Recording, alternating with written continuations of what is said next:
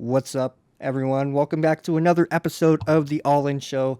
This is a very special show because today is airing 2 days before Christmas, but this video will come out the week after Christmas. So, unfortunately, this sweater isn't going to mean anything in the next week.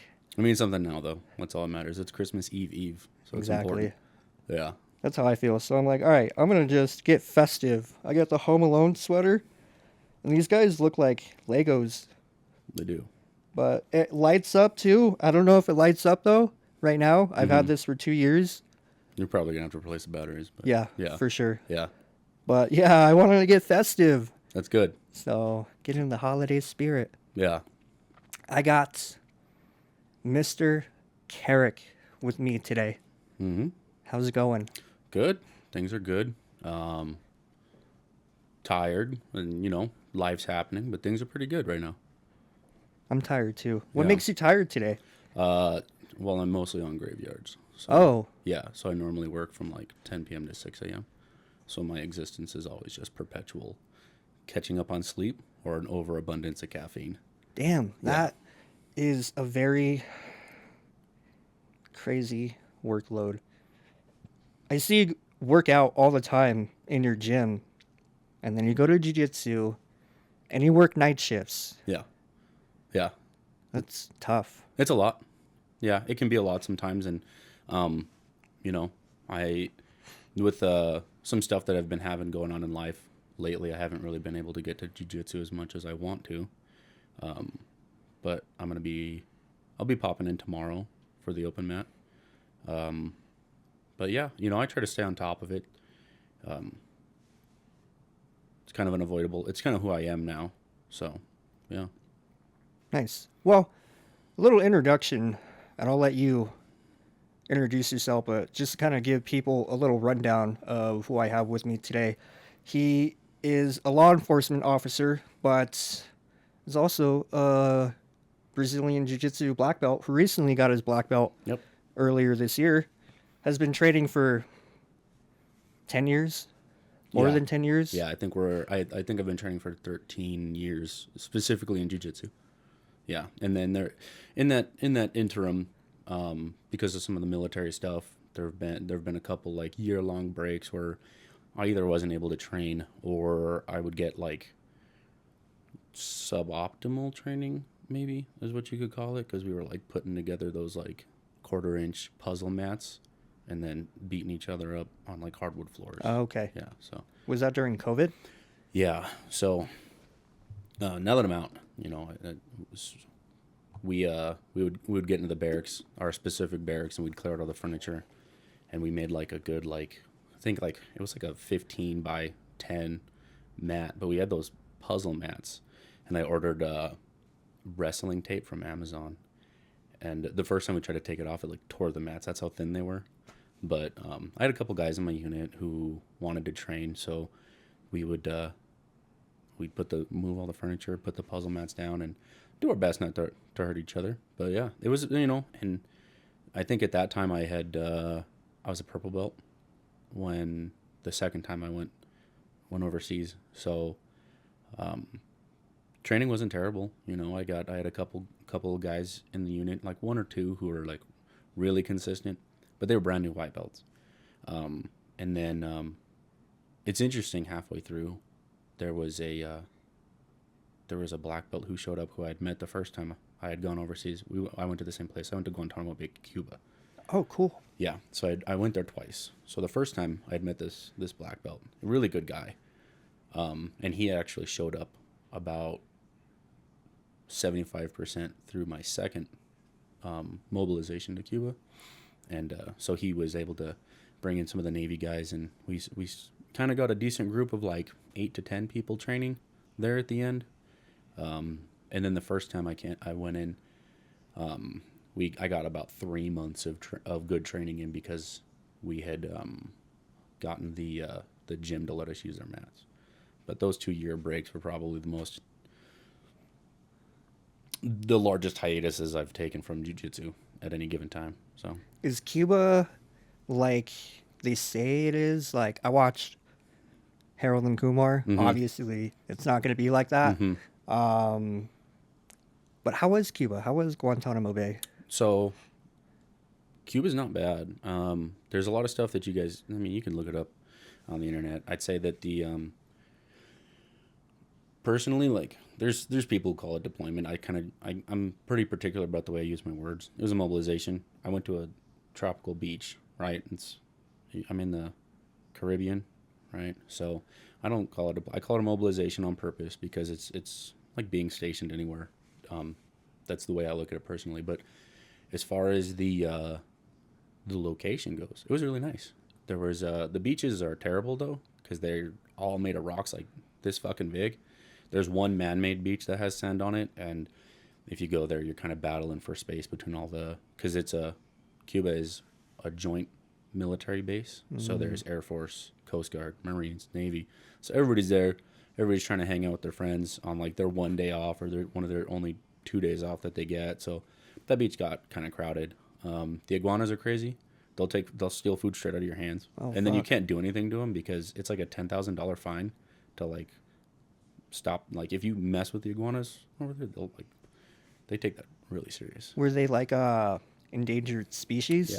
Yeah. Oh, so they're okay. protected. Okay. Yeah, and that's why you couldn't mess with them. So, but it's like the iguanas knew it because you brought your food to the beach, and they'd come up to you and like they'd take food out of your hands. Fuck. Yeah, they're Imagine wild. that. Yeah, A fucking dinosaur, basically. Yeah, and they're well fed because you can't do it. They'll get into your coolers. Like you can't do anything to them. So. God damn. Yeah. Oh my god. I would be scared. A little bit. A little bit of me would be scared. Yeah, they do that head bob thing to you, like they're trying to fight you for your chair and shit. Fuck. Yeah. Well, interesting. Were you stationed like at the actual? Is it a federal prison or what kind of prison is it? They had the detention facility there. This is gonna sound a lot cooler than it actually is, I promise you.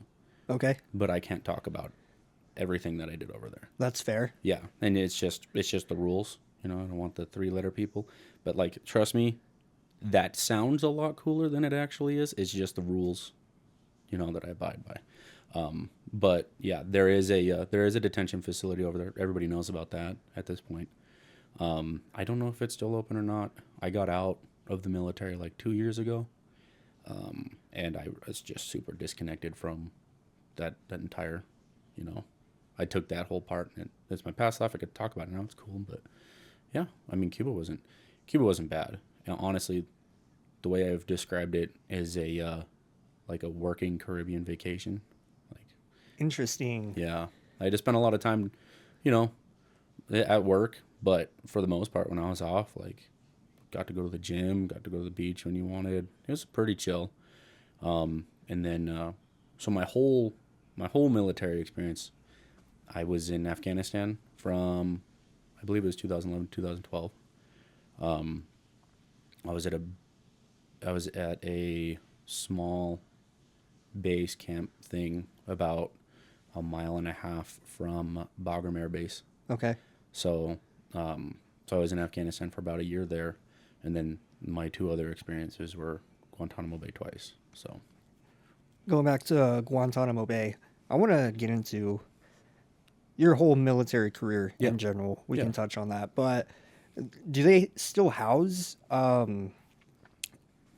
is the word, like high threat individuals like the Supermax does here in Florence?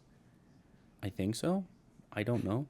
Like I said, I mean, it was still an open detention facility when I had left, and they had you know, high risk security threat people there, and they were, honestly, I think they were in the process of like finding places for them to go. I don't know if that's still going on now though. So I don't know if they've closed it entirely. I know that Biden was talking about closing it, but yeah, honestly have no idea. What about the overall like environment in there? Was it run down, filthy? Oh, it was good. Honestly, personally, I think it was good. Wow. It got kept clean. Like that, the video, like Harold and Kumar. Yeah. It was nothing like that. Fuck, It was that's- nothing. It was a clean, well ran facility that had inspections just like anything else. So, yeah. It's not like, I mean, I didn't mind my experience there. I mean, some people obviously don't like being away from home or what have you, but yeah. That's how I picture it in Yeah. Harold and Kumar. Yeah, everybody Cinema. Yeah, thinks Guantanamo Bay, and they think Harold and Kumar like it's like these like pig pens with like rusted bars. Yeah. And no, it was nothing like that. It was well kept, clean. It was not a terrible place to be. Hollywood. Yeah. Hollywood will do that to you. Yeah. Hollywood will do that to you. Yeah. Yeah. So, how long were you actually in the military for? 13 years. Most of my experience was in the United States Reserves for the Army. I was overseas 3 times. And most of the time I was, well, actually the entirety of the time I was in the military police. So it kind of transitioned into civilian life. Yeah. Yeah. I used it as a stepping stone. And, when it was time to get out, and I decided to get out right around when my kids started to notice that I was gone. So when I came back from my second deployment, my wife, God bless her. So my first deployment, my son was born when I was gone, and it worked out thanks to the Red Cross that I was able to get home in time to be there when he was born. And then my second deployment, my daughter had just been born right before I had to go, and then I went. So my wife took care of my kids for both of those times, and then when I had come back, my daughter, one of the two of them had asked me if I was gonna like go overseas again or go back to Cuba. And they weren't like, "Oh, Daddy, when are you gonna leave us again?" They didn't do that. They were just like, "Hey, when are you gonna go overseas again?" I was like, "Oh fuck, they're noticing," So I was like, when I know, like when I made the connection that my kids were expecting me to leave again, I didn't like that. So I had made the decision that it was time to start looking to get out, or time to start looking at getting into a unit where I wasn't. There are certain units where you don't have to go overseas as often, or really ever. I had tried to get into this training unit where you're responsible for training soldiers for when they go overseas, and it's called pre-mobilization. I think everybody has to do it. Active duty, reserves, everybody. You have to go to a base, and there's this like team of cadre who are responsible for making sure you're trained up and ready to go for whatever job you're going to go do. And that's the unit I was trying to get into. My battalion didn't really want to let me go. Their words were, if we lose a good E6 now, which was my rank, we lose a good E7 later. I said, if you don't send me to where I want to go, you're going to lose me either way, because my contract was like 3 months away. And they decided not to send me, so I decided to get out. So that sucks, man. There's a lot of that happens when you're becoming a father, you're having kids, yeah, and you go overseas. I noticed it growing up. My dad was overseas from the ages, since I was born all the way up to I was like 5. Mm-hmm. And my brother's 5 years older than me, so he kind of experienced it a little more. Mm-hmm. But it was tough. I was always like, damn, like, this sucks. Yeah. For sure. Yeah. I had grown up without a father. So I had made I know the circumstances are different. So my father was not there at all. Right. And it was his own decision. So from the time, to my knowledge, my father was out of the picture from the day before I turned 3. So I never really remembered him. But the same thing can exist, right, between having a father who's abandoned you versus having an absent father. Mm-hmm. And it depends on how much you put into it always. But I know I don't have the bandwidth to be the kind of father I want to be, and also be overseas, and the kind of burden that it put on my wife. I didn't want to continue to have to do that, because no, she's not a single mom in the way that like she's cared for. She has the money, but at the same time, she's raising kids by herself, and kids need both influences in their life. I believe they need a father. I believe they need a mother, and I believe they need those influences. And I'm sure that was hard when you were growing up. Mm-hmm. And the dynamic looks different, right? There's a difference in the dynamic between having an absent parent versus having a parent who's abandoned you entirely. But it still sucks. Yeah. You're kind of comparing apples to oranges. They're both fruit, so. How did that influence you growing up without having a father? Did Oh, it steer you into a direction of like, I got to do everything on my own. I got to learn how to become a man on my own. that, I'll tell you that did have a pretty huge impact on me growing up. That is it is the reason why I'm kind of like why I was committed to leaving the military and putting my kids before my career, because I was 13 years in, estimated time and points and all this other stuff that the military does, but I was close to it. I was over halfway to retirement. And me being without a father growing up, I essentially was without, and I'm going to put a caveat to this. I was essentially without a father until I was like 14, 15. This guy stepped into my life, really good guy. My mom was dating him. And he picked up what he could, which was super awesome because he didn't have to do that. Right. But he was a really good guy. He taught me everything that he could teach me before I got ornery and stopped listening to adults entirely. Right around like 16 or 17.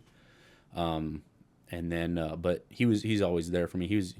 I still talk to him every now and then. But he taught me what he could in the way of like growing up. But not having a father growing up really did kind of steer my life in the direction that it went. But even at a young age, it was kind of my decision that I wanted to be a good parent at the end of the day. Now, this does not make me a great parent. I'm still figuring stuff out on a daily basis.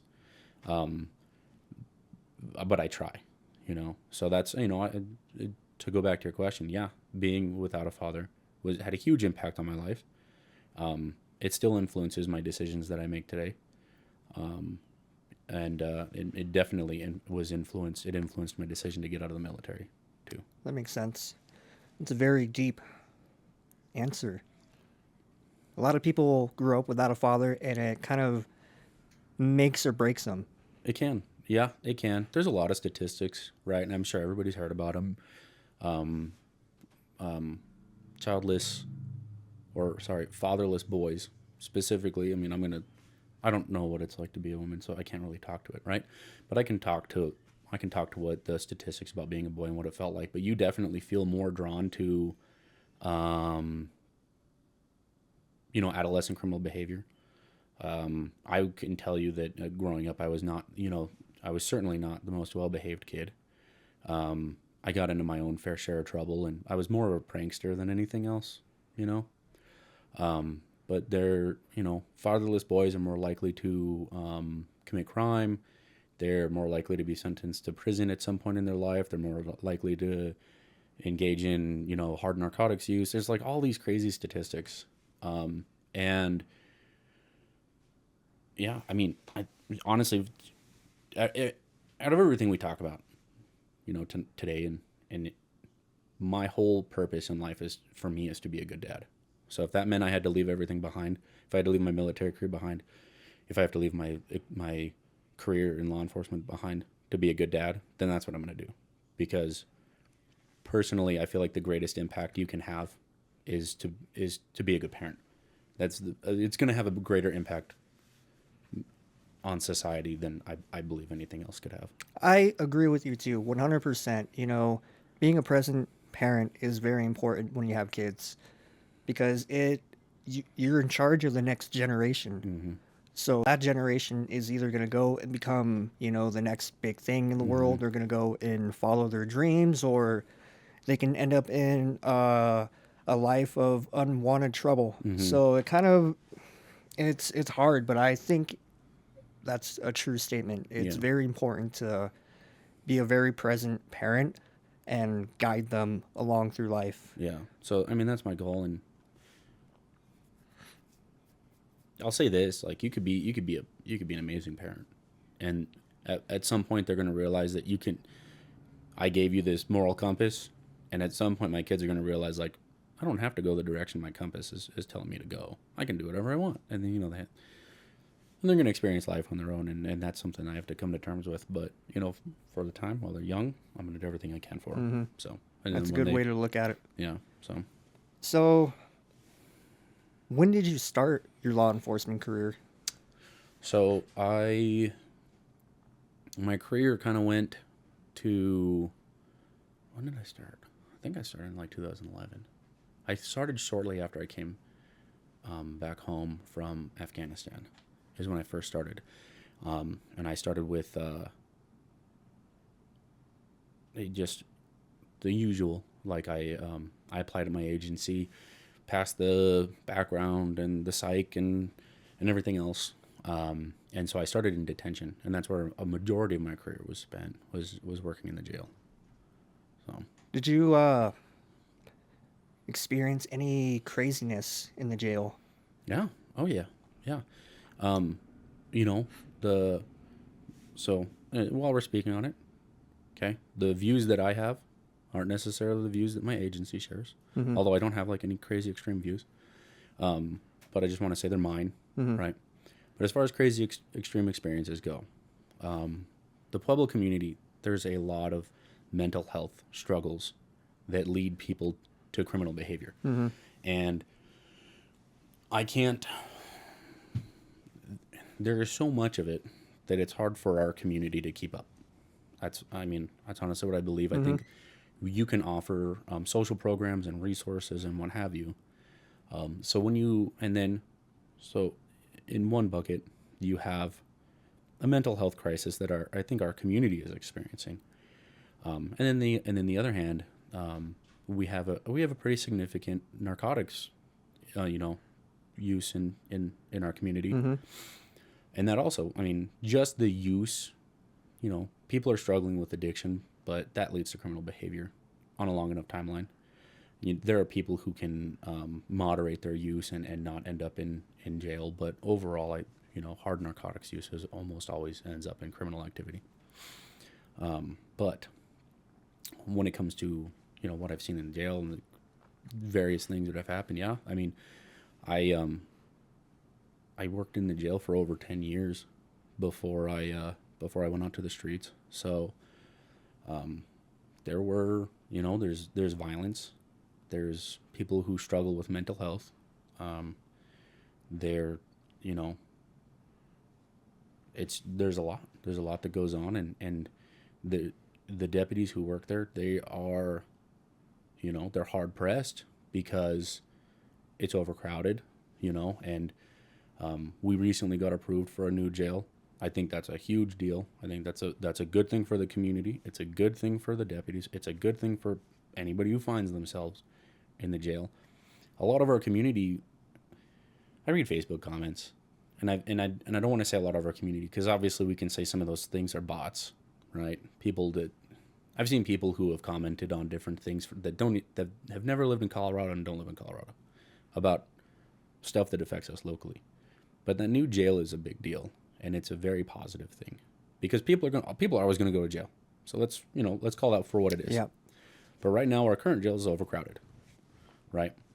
And what that does is it leads to more problems for the deputy. It's less safe for the deputies. It's less safe for the inmates. So that's a huge thing. So I think that there have been some really positive moves for the community that maybe the community doesn't want to accept, because they say on one hand, like, they're criminals, so why are we trying to give them a better environment to be in?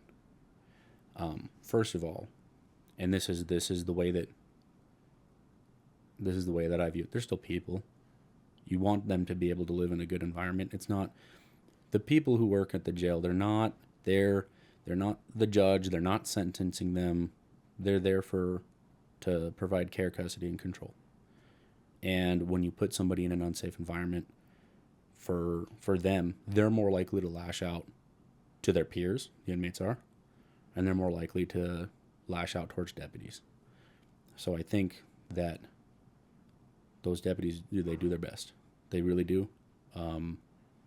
Especially the ones in the jail. They work hard to keep each other safe, to keep the inmates safe. I think it's a positive thing. What about the staffing? They do mandatory overtime. They're so short-staffed. Mm-hmm. There's always job applications I'm seeing flying out throughout the year. Mm-hmm. How does that affect, the correctional officer or the deputy if they're having to. They're like, hey, you worked 5 days a week this week, but we're gonna require you to do 2 more days. Yeah. Generally, what it looks like is it. I can tell you, it doesn't add on to. You don't lose days. We have good supervisors, and not everybody agrees with that, But I think we have good supervisors. We end up adding time onto the end of your already working days, but you still get your regular days off. How does it affect the deputies? Well, I mean, it takes a strain, right? Those guys are working hard, right, and in a difficult environment. And let's just say that we take the average person, because I know you don't do average work. You work in the medical field, right? I don't think that's average work. That's stressful. I can't even do a blood draw. I don't know what you go through, but let's just take your average Joe. He worked some average job, and he gets home at the end of the day, and he's tired. He doesn't want to do anything. Now let's increase that. You're in a dangerous environment. You're tired. Maybe you had to deal with somebody who had a mental health crisis in the jail that day, and something happens. There's a bunch of reasons why this might happen, but you gotta add some overtime onto it. At the end of the day, man, you're already tired. You're exhausted. Okay, but these guys do it anyways, right? They pick up that overtime, and they do it for whatever reason, and it does. They get paid. So maybe they do it for the money. Maybe they do it for the team. Maybe they do it because they like the supervisor and the supervisor's like, hey, do me a favor. I know this stinks, but could you do this for me? And they pick up that overtime. But what it does is it adds up, and so there is regular requests to fill those times, because there is a lot of overtime. There's a lot of work to be done, and it's not a job that everybody wants to do, and it's not a job that everybody's cut out to do either.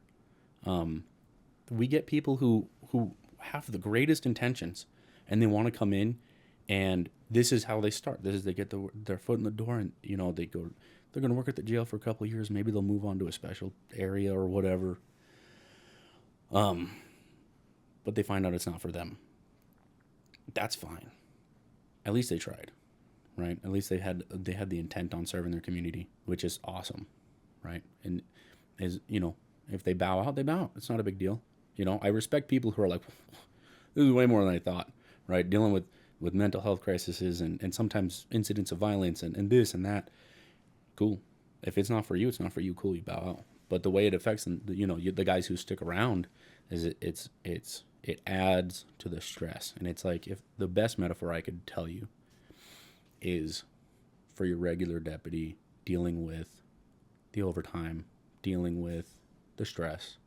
If I put a backpack on your back, and every day you go to work, let's say you put a rock in your bag, and I give you some overtime, put a rock in your bag, something happens that has a negative effect on you mentally. Put 2 rocks in your bag, another rock in your bag, and then what we try, eventually that all adds up, and it wears you down. And some people quit because of it. Some people have really good outlets where they learn how to take that stress off their shoulders and let it go. Some people don't have healthy outlets, and they have to. It takes some life experience to learn that, maybe doing whatever they're doing to relieve the stress isn't the healthiest way to handle that situation. But it adds stress. It's stress.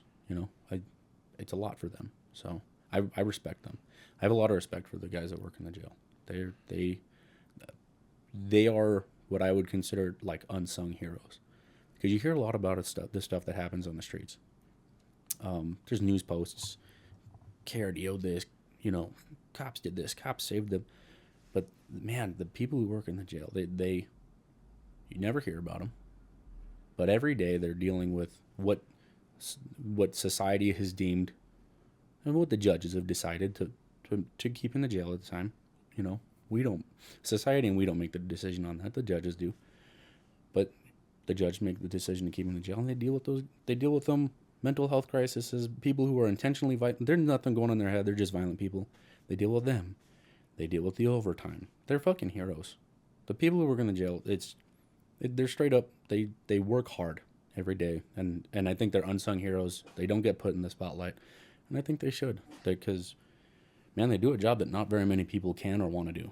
So That's a good perspective on it, and that's very similar to correctional officers at detention, not detention, but for like Department of Corrections. yeah, Same thing there. yeah, You see all this stuff on the streets, but you don't hear about what's actually going on in these facilities. And I've seen a lot of my fair share of mental health issues and narcotic issues. Those are two big demographics within our community that, unfortunately, I'll say unfortunately, that we got to face within this kind of job field.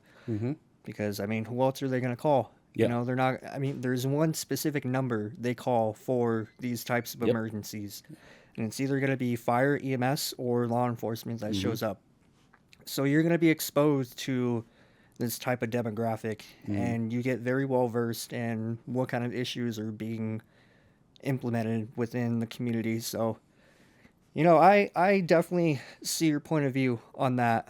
As far as like the jail and the correctional facility side, mostly probably the jail. It is overcrowded.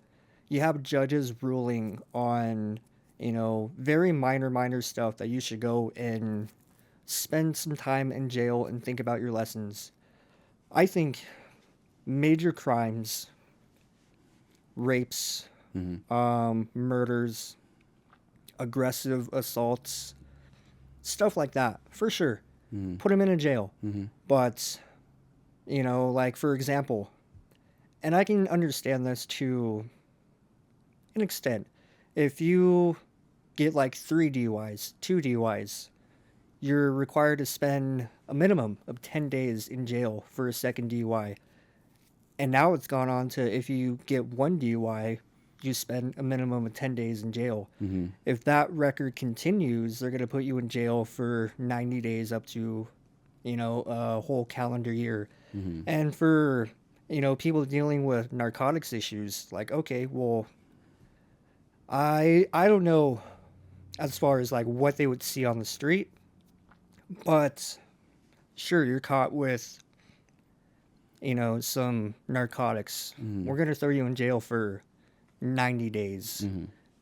And that is, that goes into also why the jail is overcrowded. So do you think they're putting people in jail for basic stuff that shouldn't have jail time? no. And here's why. There are only certain charges that we can take people to jail for. Generally, they're felony charges. So, you can have a possession charge and not have a felony possession charge. It depends on the kind of narcotic you have on you. As far as who stays in jail or not, a lot of the things people end up going to jail for, a lot of warrants, right? So, they necessarily didn't get arrested at the immediate scene of the crime, or maybe they didn't show up to court, right? So they get warrants. So that's what a lot of people end up going to jail for. It's hard for me to speak on what exactly people should or shouldn't stay in jail for. That's up to the courts to decide. Do I think that sometimes there are bad situations where maybe somebody has like a warrant for a dog at large, and then they get like a tiny bond, but they can't pay that bond. Of course, that's crazy. Get those people out of there. They don't belong in there. But generally, I can tell you this, and our people, I can't speak for them, but our people work really hard to make sure that the people who are in there right now should be in there. And then they also work really hard to make sure that, they speak to the judges and they're like, hey, we should or shouldn't be accepting on these charges or those charges, or this can be an offense. It can be a citation, and you don't go to jail for a citation. You just get a ticket and you go along your way. Like here's an example. Like, third degree assault is a misdemeanor. If you hit me in the face, it's a misdemeanor. You get a citation for that. You go to court later. Judge decides on it later. Misdemeanor crimes. So, do I think it's overcrowded? Yes, I do. Do I think that, but I simply think that it is overcrowded because the way the building was built. It's an old building, right? It's not made to hold what Pueblo's population has grown to. I don't think that there's this nefarious system that is deliberately designed to put people in there when they shouldn't be in there. I think the jail's overcrowded because it's old and it was designed not to hold the amount of people that it was. And we have taken as many steps as we can to try to improve those conditions. And thank goodness the voters in Pueblo finally decided, like, hey, let's open a new jail. And so now we have the new jail. And I think that overcrowding situation is going to see a good drop. I do. But I don't think it's because the judges or who have you are deciding to keep people in detention for any sort of like nefarious reasons or undue reason. I think if there could be a situation where it could be like a minor crime, but they continue not to go to court. So you've already established that you can't show the responsibility to make it to your court date. So I'm going to keep you here until we're done with the process. Maybe that's what a judge decides. I don't know. I'm not a judge. But I do think that the overcrowding is mostly due to the fact that the facility was not made to hold the amount of people that it holds right now. That's fair. I've heard it's very disgusting. You would have sewer water dripping onto your desk. A lot of inhumane, uninhabitable, just disgusting environment. I can say that there's definitely been some plumbing issues before in the past, but it is not for the lack of trying. 100%. The maintenance staff, the deputies, everybody does their best to make sure that the situation that for the people who are detained there, that they do their best to make it as good as possible. Now, some people are going to disagree with me. That's fine. But I know the hard work that those guys put in, and they work their butts off. So I believe you. I've heard nothing but positive feedback from various law enforcement agencies in the county on how hard these people work in this facility, and how much effort they're actually putting into trying to do their job the right way and make it the safest, but make sure it still operates. Yep. It's a challenge. It's a challenge, and it's a challenge that the people there, they meet every day. I wouldn't take anything away from them. Do I think that it's always perfect? No, it's not. Shit happens, right? Pipes break. There's flooding sometimes. Sometimes sometimes pipes break because of damage intentionally caused by inmates, right? But the people who do work there, they work their asses off to make sure that things are the way they're supposed to be. I can't say it's always perfect, but I can say that the people there are perfect at doing their best. So that's a good take. Before we get into these topics I have around law enforcement, how important is physical fitness within law enforcement? You see a lot of cops who are obese. Mm-hmm. Like we discussed earlier, you can have, an overweight cop, but he's very smart when it comes to law. So where's the balance here? To me, it needs to be, first of all, the last thing you want is an uneducated law enforcement officer, right? So where's the balance? Well, I think it needs to be a priority, at least top 3, is a physically capable law enforcement officer. There's a few reasons for this. One, I have a responsibility to assist the public from dangerous situations. A lot of times, those dangerous situations require that I respond quickly, and that I'm physically capable of helping them for whatever situation they're in. Let's say this is like not a criminal incident. Let's just say this is something that requires me to be physically capable to pull them out of an emergent situation. Maybe I'm there before fire gets there. Sometimes that happens, right? Fire's got all those tools and stuff. But maybe I'm there before fire gets there. You want the cop that shows up to be capable of saving your life. That's what we're here for, right? Now, on the other hand, right, let's say it is something criminal. And people don't want to go to jail. That's just how it is. There are some people who know that what they did is going to put them in jail, and they don't want to go to jail. And you have to be able to. I believe that it's one of the most important things that you are physically capable of apprehending a suspect without causing them undue harm, right? And that comes down to how physically prepared you are and how much training you put in. And is there are a lot of aspects to it that come into play, but I do think that physical capability needs to be top 3, 100%. Top 2, I would say. I don't even know what the top 3 would be, but it needs to be top 2. So Absolutely. There's a situation that happened recently, and these people who are in these situations that are the aggressor, we'll say that, who train with weapons for years. And then you have law enforcement officers who, I don't know the statistics, so if you have any information, please share it, that train with weapons, like 2 times a year or not as often as they should.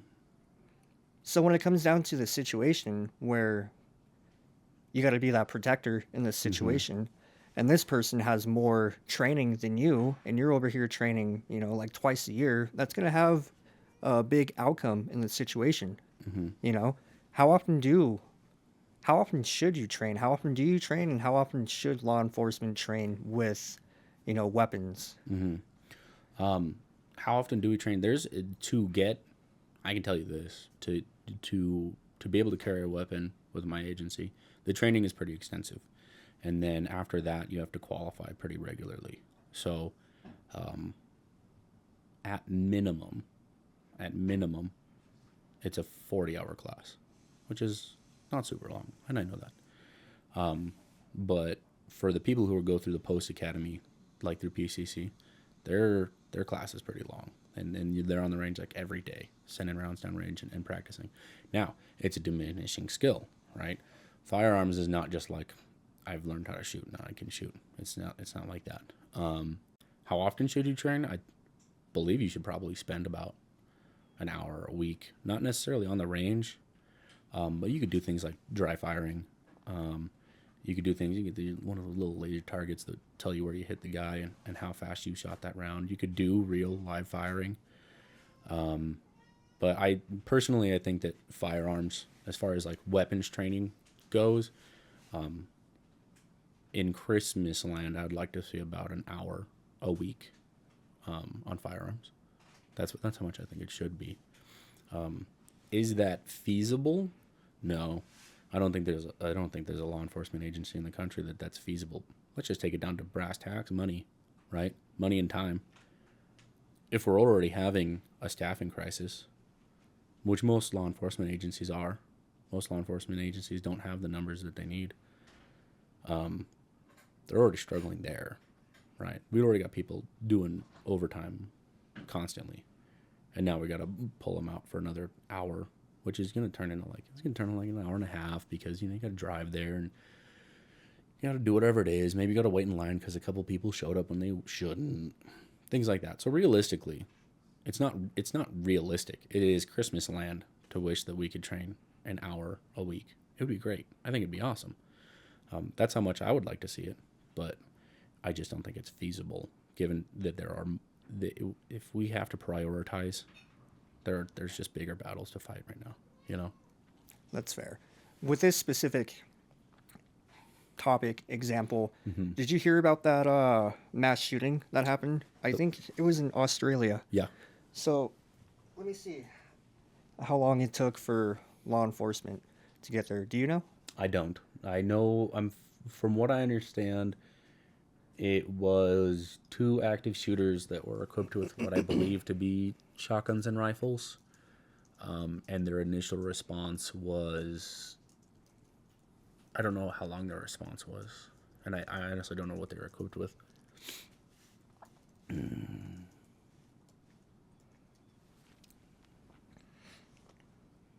There was an individual who took the gun and unarmed one of the shooters. But I don't know the background of the shooters, how much training they had, or anything like that. I could tell you, and this is just me guessing, the intent behind it and the from what I know about it, I could tell you that they were probably trained people that had probably planned this out well ahead of time. You can see that by some of their tactics that they used. You see them; they don't just stay up when they're firing, right? They pop up, they shoot, they get back down. People, you see some shooting, you see some moving. I don't know if they were communicating, but they did a good job of taking cover on that bridge. So there is a The they were said to be from like a Muslim background. It was. I'm gonna just put this title on it. I would say like a terrorist attack. I would 100% say it was a terrorist attack. I don't know their motivations. I don't want to speak on it because I haven't read into it enough. I know that a lot of people died. According to this, it took law enforcement 10 minutes. Armed police officers arrived at 10 minutes. Now let's talk about that. Okay, so we know Australia. I don't know if their cops walk around with guns because I know that they have a really big ban on weapons. A lot of us, I don't think any Australians are allowed to own firearms. Let me see. So when it comes to having armed law enforcement officers, I would suspect that they would have to like call in like their specialized people to get armed officers at the location.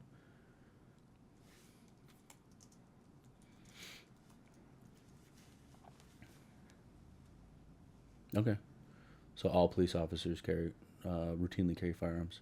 So then I don't know. I can't speak for them. Let's see. All uniforms, state and federal.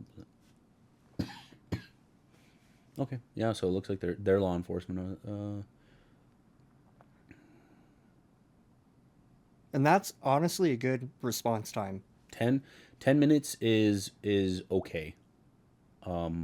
I don't know how big Australia was or how big that specific location was. And that's something you have to consider, right? So when we're talking about Monday night quarterbacking another agency, there are some things that we have to consider. And let's talk about geographic location. How many officers do we know that were on duty at the time? We don't know, right?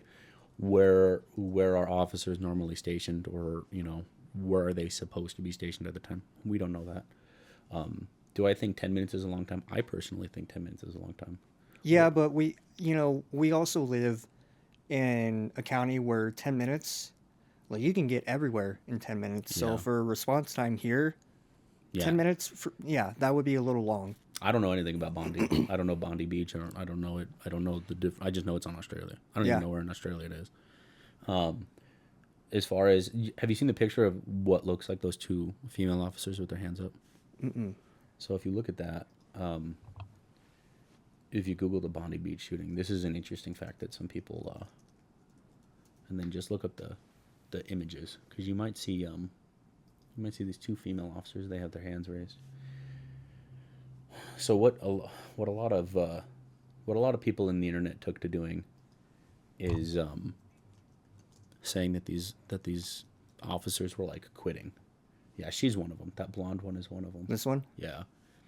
And what they did is they took to the internet and said, look at these two people giving up, or what have you. But they weren't giving up. They were trying to clear out the public.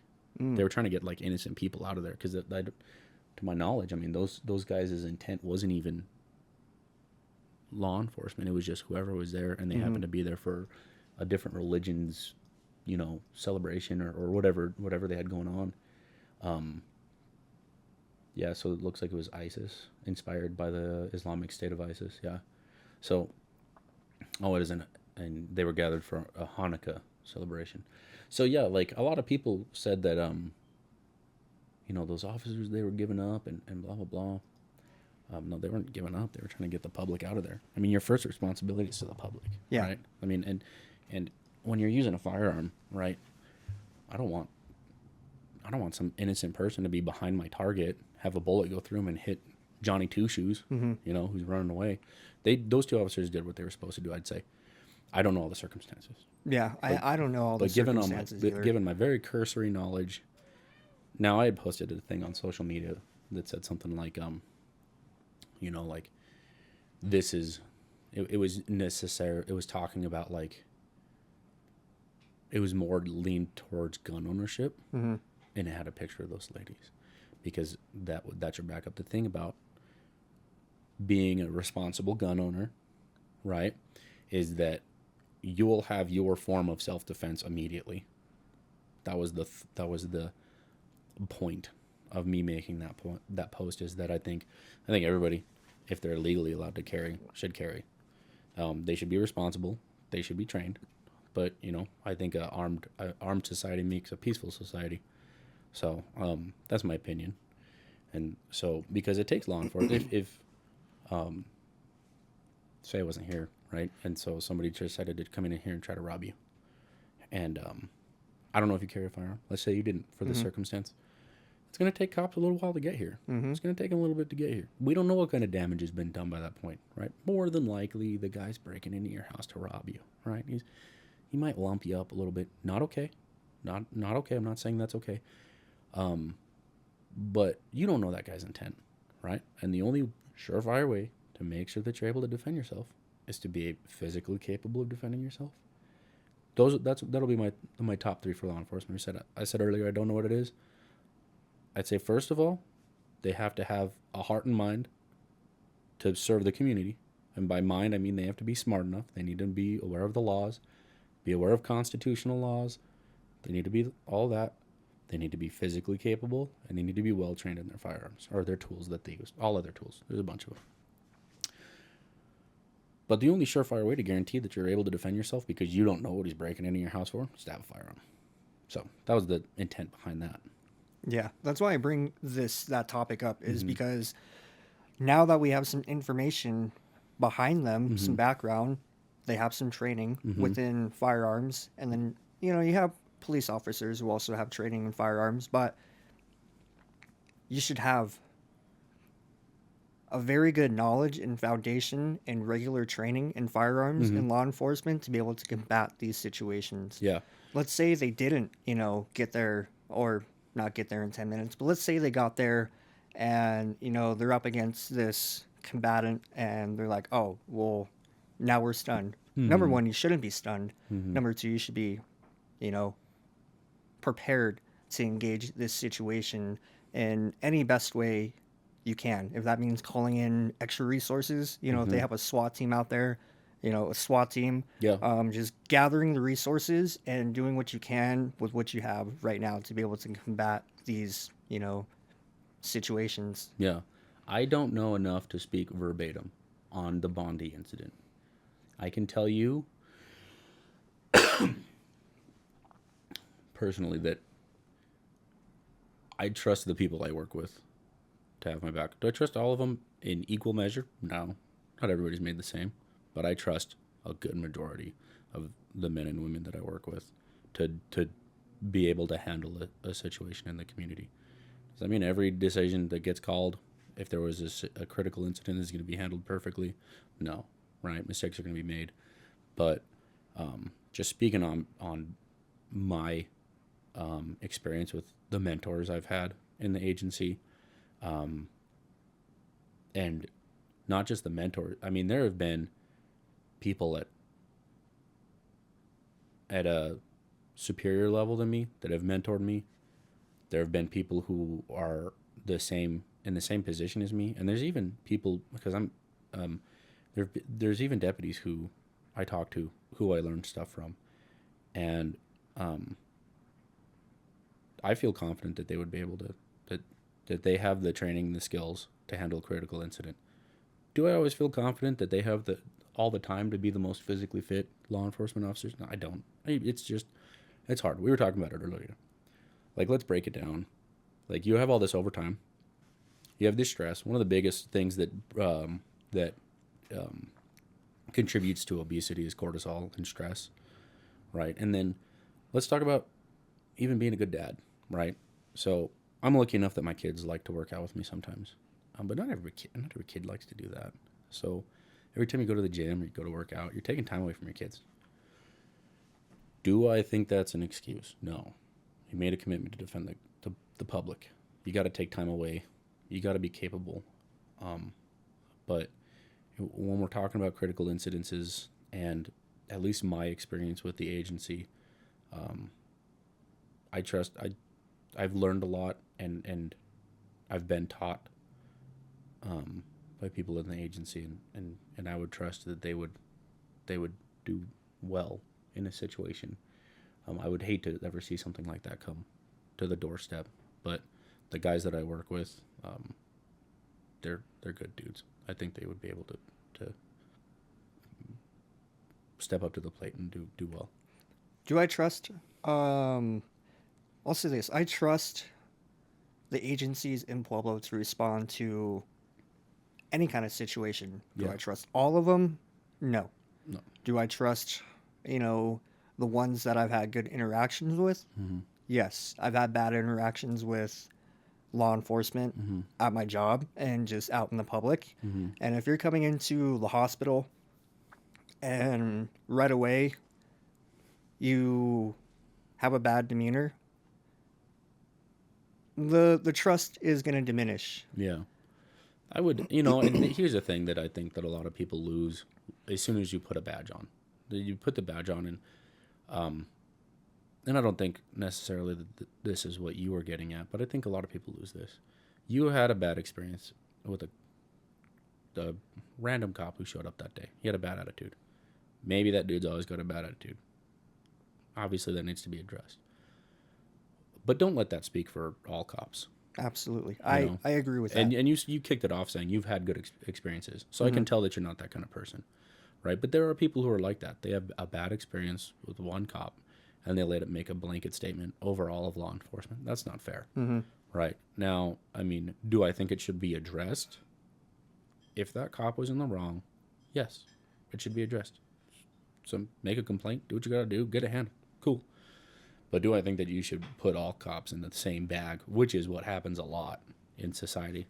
Society as a whole does this to anybody. Like, you get one bad person who's a representative of any group, and they suddenly think that like everybody that's in that group is terrible, and that's just not the truth. So Yeah, I think a big part in that is, number one, they implemented body cams.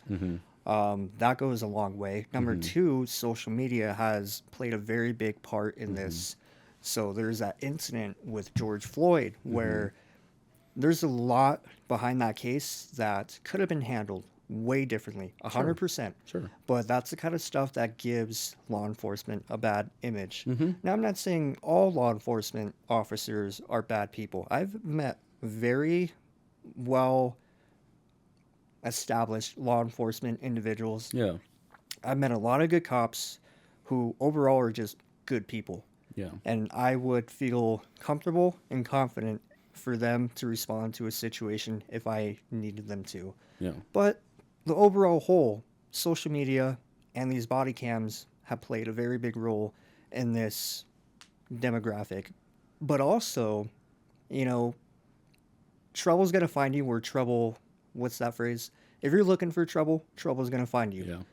So one of the main things that gives law enforcement that bad image is when people are looking for trouble. Trouble's always going to find them. Yeah. They're always going to have that bad interaction with law enforcement. Yeah. And then, they hang out with trouble or they go off and tell their opinion about what happened. And that group that they're around, they're like, yeah, I had this similar or same experience. And that is another demographic that plays into this image for law enforcement. So if you're looking for trouble, yeah, absolutely. You're going to get in trouble. You're going to have a bad interaction with law enforcement. But that is not to say that all law enforcement, all police are bad. Well, and that's why I said like one of the most important things you have to do is you have to have a heart and a mind to serve the community. You have to be intelligent, but you also have to understand that, not everybody is right in every situation when it comes to the public. The public thinks that certain things need to or have to be handled a certain way, and it's simply just because of an ignorance of the law and the process. Sometimes, they feel like it should be handled this way. They're not aware of the law.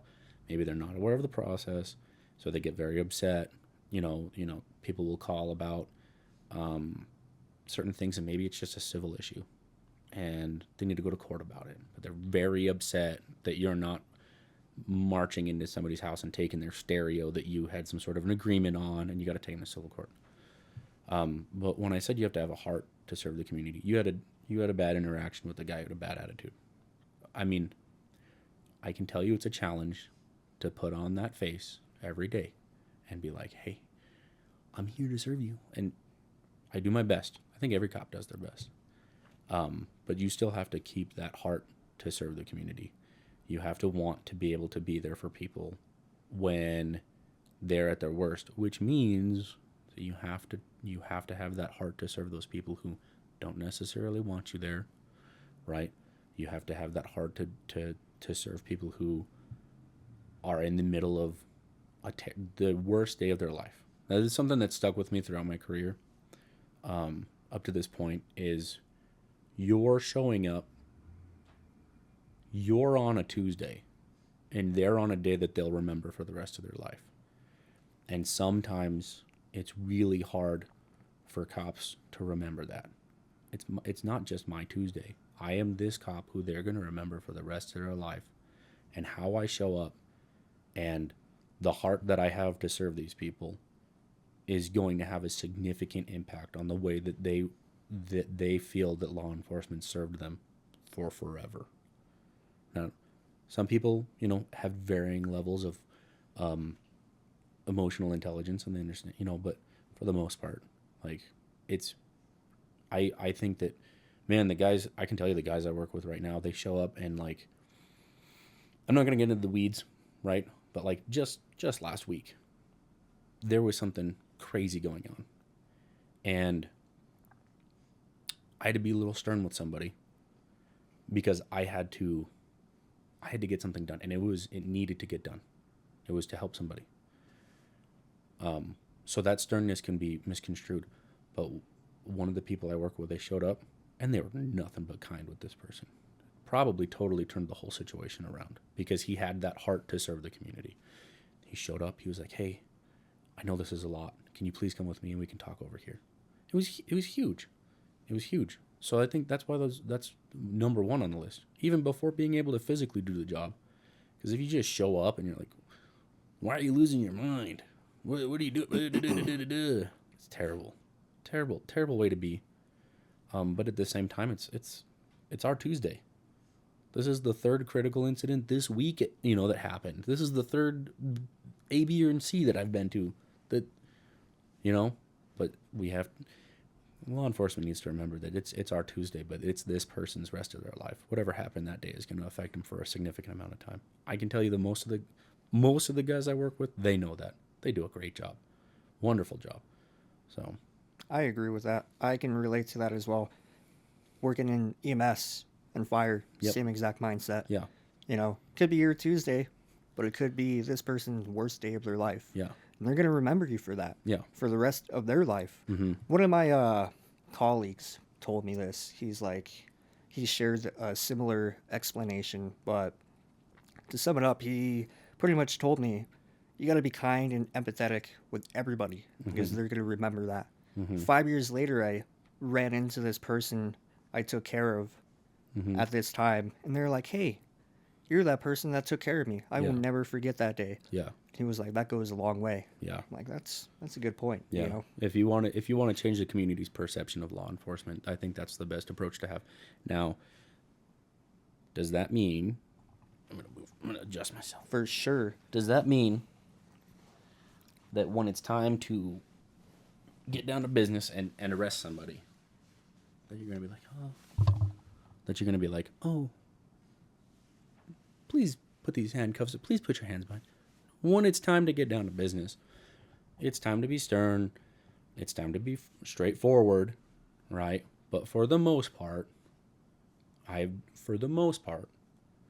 got to have that heart to serve the community. And you're serving the community by arresting people who need to be arrested, the ones who need to be arrested, because your job, the thing that the community is expecting you to do, the service you're providing to the community, is to take criminals off the streets that need to be arrested and have violated the law. So that's still serving the community. Just sometimes when it comes to people who don't want to be arrested, you got to take the kitty gloves off, you know? So, yeah. Going into number 2 on the list, there's an incident that happened at Walmart with 2 cops and one combatant, we'll say. Let me see if I can pull up that video. And this goes into, you know, like physical fitness. Oh, yeah. 100%. But There's also... There's a lot to this. Like the amount of training you have on the job. So...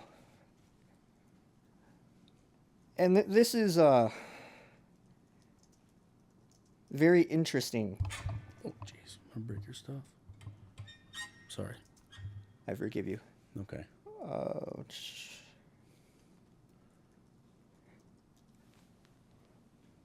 Just go to video.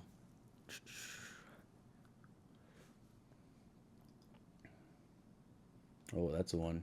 That cop's... I don't know if you're familiar with that one, but that guy almost died. I did not see... The one at the top there,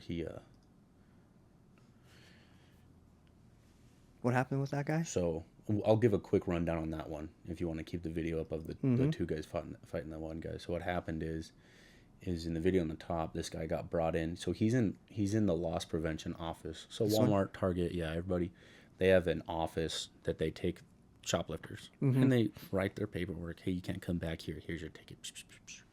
Right. Well, I actually watched a longer version. The guy with the gun, he was patted down, and my opinion, everybody's kind of taking a guess, but do you see under our left, his right arm, there's that gray thing? I think he had the firearm holstered in that. The cop did a good job. You know, he's like, hey, let me check you for weapons, and that's what you're supposed to do. You checked him for weapons, but that thing was in a hard case under his arm. So they're sitting there. I don't know what the situation was, but he pulls that gun and, like, there's a click, no bang. He pulled the trigger, but he didn't have one in the chamber. And let's see. Is there? Can I? Damn, I don't know if I can turn down. Yep. Here. Boom. Yeah. So it gets pretty wild. So they're detained right now, right, for shoplifting, I believe, because that's what Walmart does. So he either just got patted down or he's getting patted down. He's probably getting patted down. Yeah, because of how close the body camera is, yeah.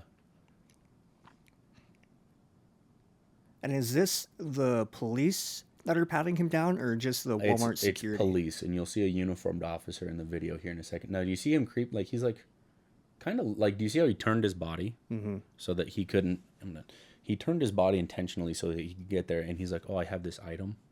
Right, and he hands it over. But look how he turns. Yeah. So he's turning it like that on purpose. And the interesting thing is a lot of times, and people, this is something my agency is like we've been trained on, is indicators of violence. Something that people will do is they'll blade their body away from you, or they'll break eye contact with you before committing acts of violence. So go ahead and play. Overall, this guy looks very sketchy. Oh, he's super nervous. It's hard for cops to determine that because he might just be nervous because he just got caught shoplifting. You know? But his body language is telling me a different story. Yeah. And do you see how tucked his arm is? Yeah. So we know something's going on now that we get to be at the back end of this. We get to Monday night quarterback.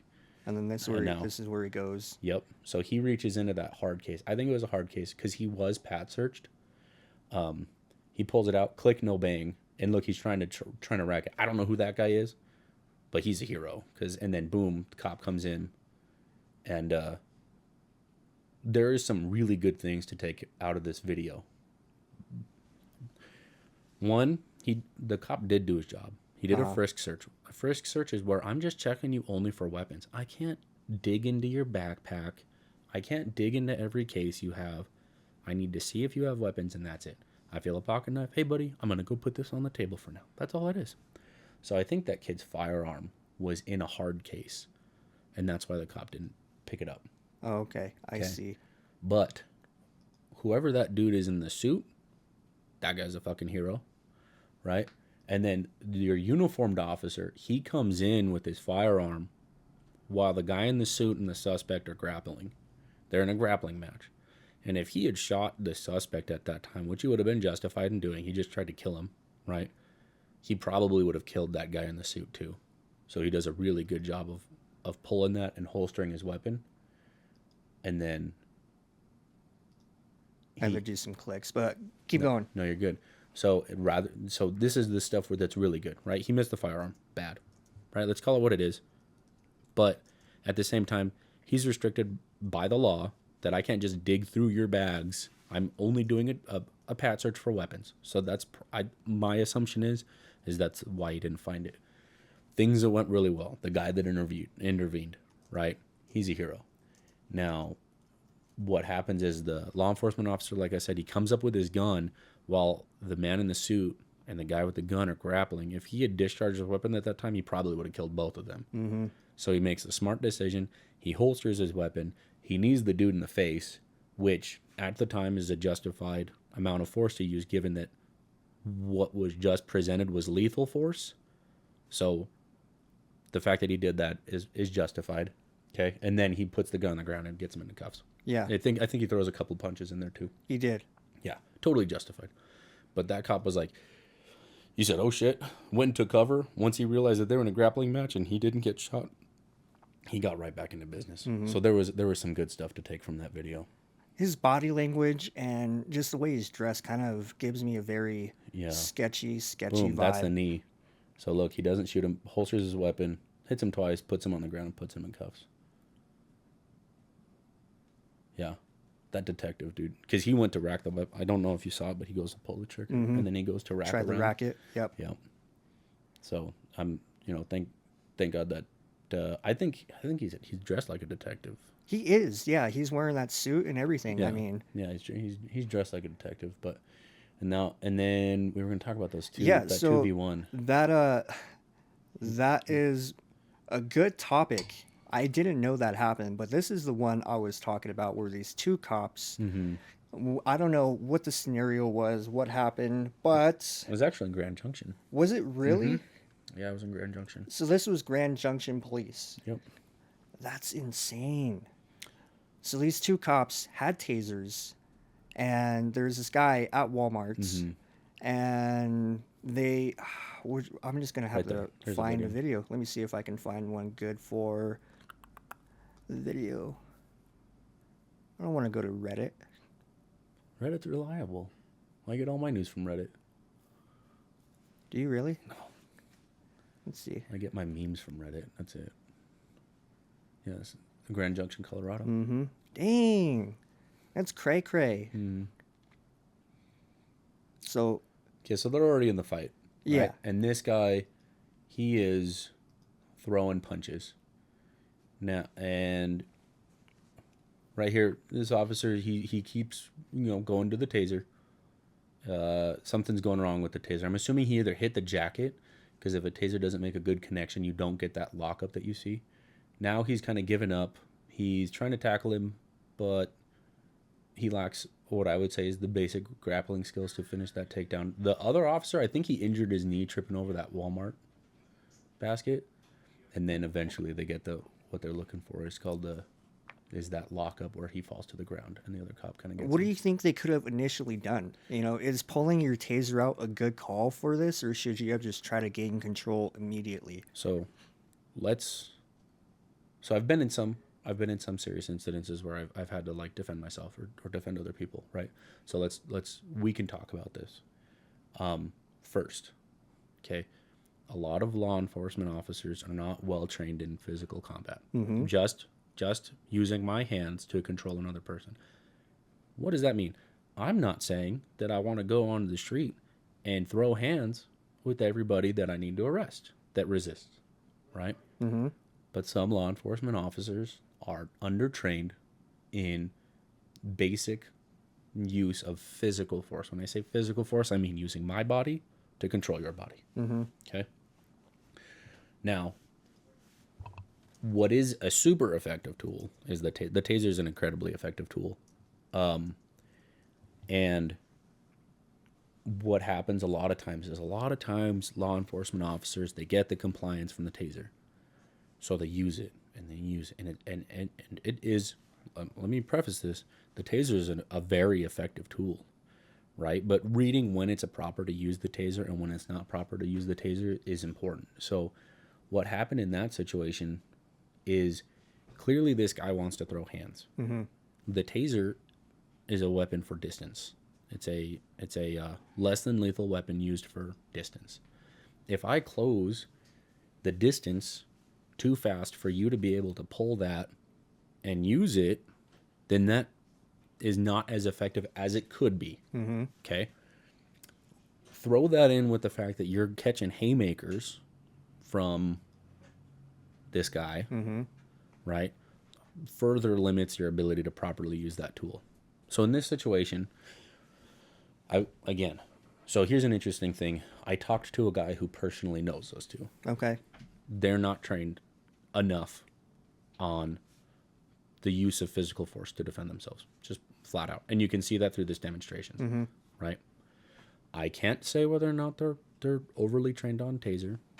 Maybe they are, but they decided to use a tool, and when the conflict took a turn where that tool was no longer useful, they failed to make that realization and holster it and go to hands on. Now, when the officer does go to try to attempt to grapple, he's ineffective, and I think it's essentially because he's not well trained. So, as you and I know this, generally speaking, if you pull the video back up, we can watch it. And I don't know if you're gonna do like an overlay when this comes out, but yeah, click on that, and I'll talk about the exact point where he could. Okay, so this guy's already throwing punches. His partner pulls out the taser. He's backing up. Pause it right there. Okay, first of all, he's backing up in a straight line. Mm-hmm. Right. I get to play Monday Night Card. I get to be this guy. Go for now. it. Yeah. I want to hear it. Now, I want to preface this with nobody's perfect, right? This guy was under a lot of stress, and he had a decision to make at the time, and it is unfortunate that he's getting put on the chopping block for the whole world to see. Mm-hmm. Sucks. Yep. Sucks. This is not a condemnation on these two individuals at all. Not at all. It is going to be a condemnation on their lack of training, and that's it. And Speak on it. whatever they do is up to that. One, he's going back in a straight line. Okay. Generally speaking, going back in a straight line isn't effective because you don't know what's behind you.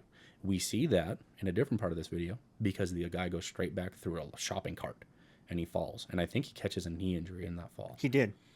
This guy goes straight back. Generally, if you're trying to go straight back, it's a good idea to J. So you're going to go straight back and then you're going to turn. Mm-hmm.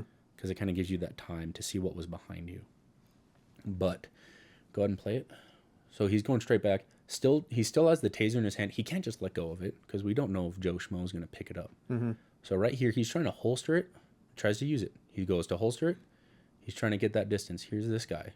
This guy, he just gets knocked. He doesn't walk straight back. He just gets knocked over the cart.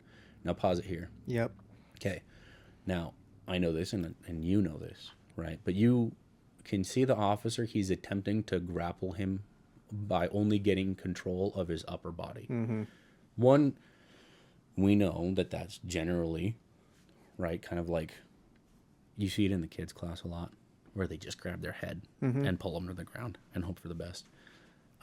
Generally, takedowns that involve the upper body best are judo throws, and I guarantee you this guy's not trained in judo. No, right? So he's staying in the fight. Cool. Credit to him, staying in the fight. Good. But he's going for an untrained grapple, right? And he's going to try to control his upper body, the arms and the head. Does that mean he never would have gotten a successful takedown from that? No, but we can see that he's not there, right? And generally speaking, if you're going to try to do a takedown when you're controlling the upper body, you're going to try to hit a throw. Mm-hmm. And I doubt this guy's trained in throws. So there's that. If in a perfect world, in this situation, I would have liked to see a double leg or a single leg or some control of the hips. Mm-hmm. Absolutely. Yeah, because overall, and this is something that, maybe can be considered in the future, controlling the hips for a takedown is the easiest to train undertrained people. Mm-hmm. I can get most people to understand that if you control the hips and you trip the leg, that we can get this person to the ground. But if you're fighting with my upper body, my my feet can be super far apart, and you're just going to be trying to fling my arms and my head around, maybe grab my chest. you're not going to be super successful because my base is so well established. But on the other hand, I can take an undertrained person and teach them, hey, if we control the hips and we can get a leg or we can trip a leg, we can get this person to the ground where we want to be, right? So go ahead and play it. So he's taking haymakers. He already had an unsuccessful grapple. Go ahead and pause it. First of all, these guys never put their hands up. Like they whether it's because they're using the taser, but like you saw there, he's still taking haymakers and he's not putting his hands up. So they're not. I don't know what they train in Grand Junction. No idea. But nobody taught these guys to put their hands up, right? And it is what it is. Other guy, he's kind of out of the fight because he tripped over that cart, and I guarantee you he caught a knee injury from that. The way his leg bent, it looked like he caught an injury. Go ahead and play it. So he falls. The guy's still on the ground. He gets up, and then right there at the end, you see what the taser is supposed to do. He gets a successful connection with the taser, and that ends the fight. So this guy's... Yeah. So, I mean... I get to break this down. Now listen, I get to break this down and I get to be that guy. And does that mean I'm going to be perfect and when I'm put on the spot? Like, no. Like, one of my biggest nightmares, dude, like scariest dreams is like I get put in a situation like that and I don't perform. Oh, gosh. And then I get videotaped and get put all over the internet, and man, that's scary. That I would say that's probably a big fear for a lot of law enforcement officers. But these two Grand Junction police officers were injured by the aggressive man at Walmart's. They fought back. They took a couple blows to the They head. did. It doesn't say exactly what kind of injuries they had sustained, but Yeah. they were both injured. Yeah. And honestly, just looking at the video, so here's just my own take on it. Yeah.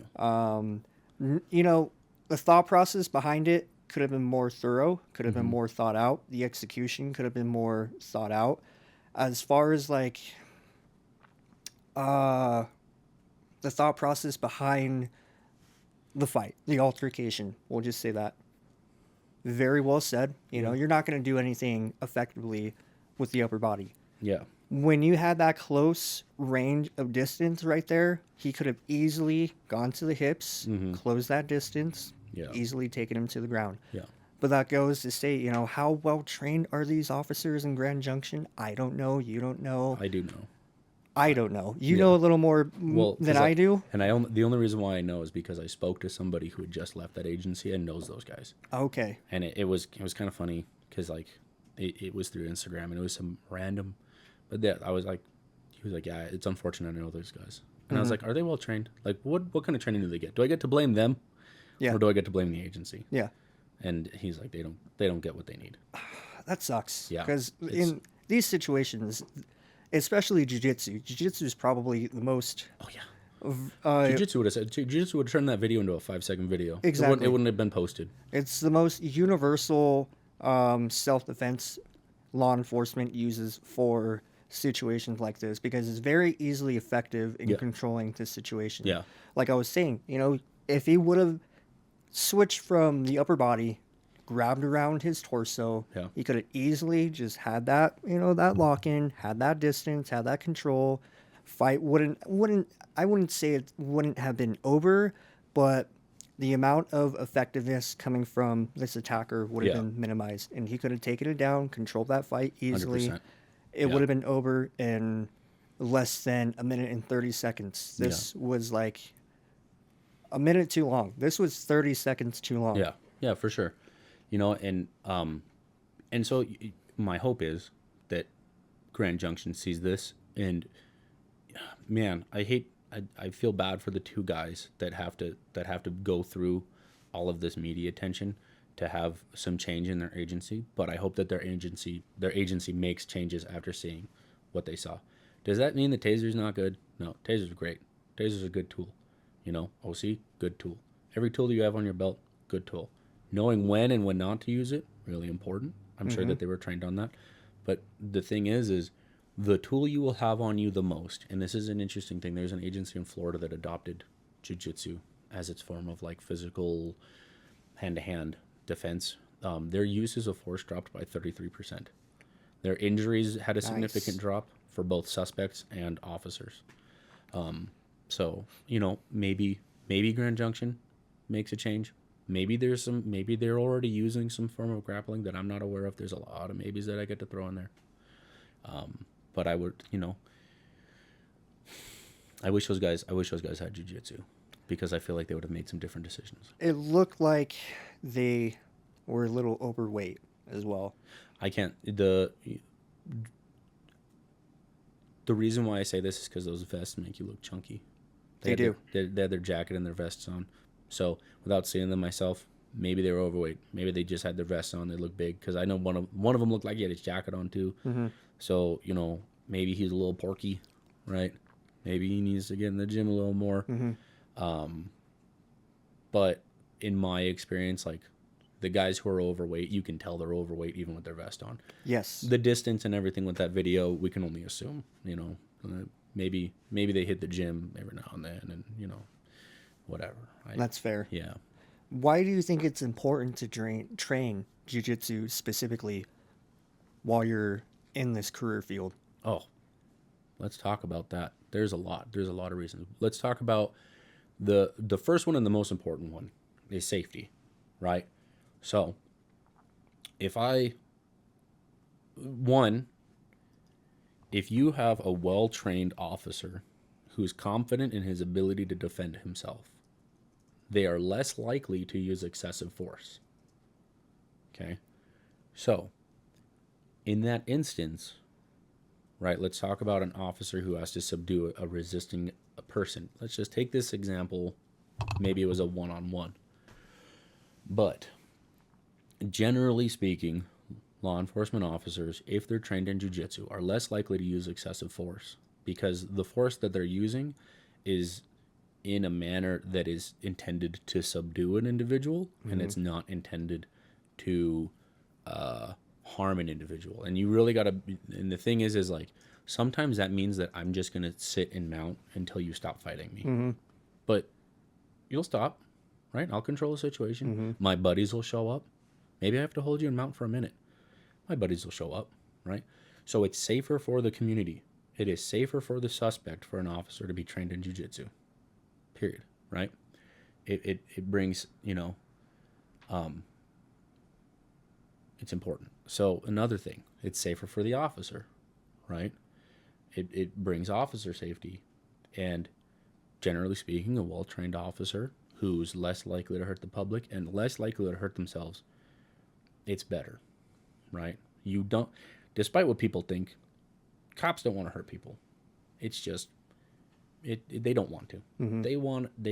Frankly, this is how I want every arrest to go. Hey man, you have a warrant. Oh fuck, I didn't. Yeah man, can you put your hands behind your back? Let's go take care of this. Oh, okay. Yep. I'm sorry, I got to do this, man. I'll talk to you about your bond and everything when you get there. Click, click, boom. That's how every cop wants it to go. At the very least, because it's less paperwork. At the upper end, at the more important end, I don't know a single cop who wants to hurt people. Despite what despite what people think, despite what the naysayers think, I don't know a single cop that wants to hurt people. But jiu-jitsu, it leads to better arrests. It leads to less injuries for suspects. It leads to less injuries for officers. Okay? Now let's talk about all the videos that we see of people who don't have jiu-jitsu, right? We just saw one. They don't have jiu-jitsu. And now I guarantee you there are members of their community who feel that they can count on the law enforcement officers less because they can't trust their training. So there's one.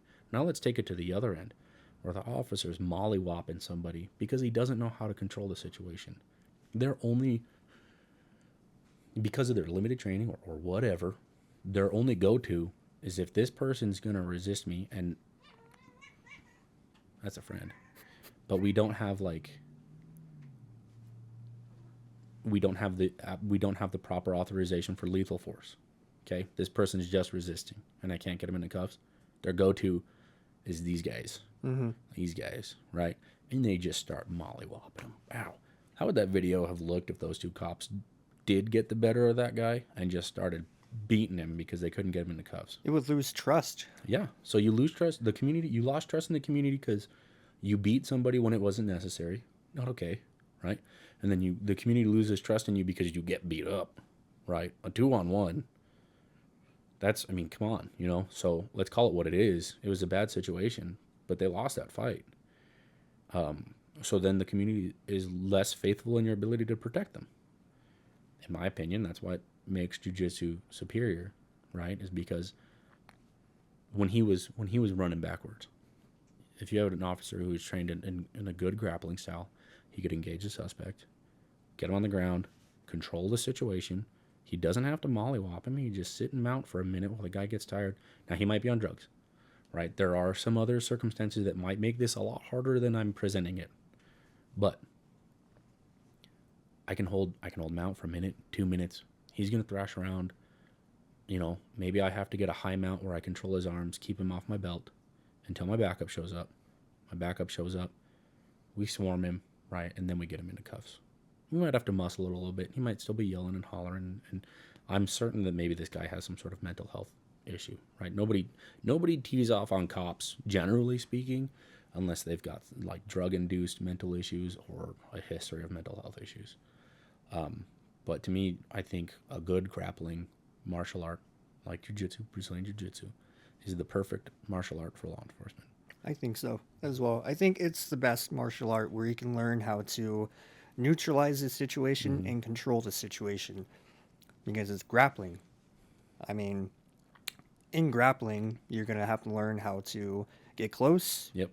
control the situation from standing to going on the ground. Yeah. And it's not only just about like grappling, it's the whole philosophy behind jiu-jitsu, Yeah. you know, before what it is now, like a sport jiu-jitsu, which is cool. Yeah. I'm not knocking it, but you know, I definitely value the more traditional side better, just because, you know, they start off standing, and then when it goes to the ground, then those skills are implemented and used. But I definitely think jiu-jitsu is the superior style of martial art for law enforcement officers. I mean, let's take a trained MMA fighter and let's bring them into the situation. Their instinct is to throw hands. Yeah. They're going to throw hands with this person.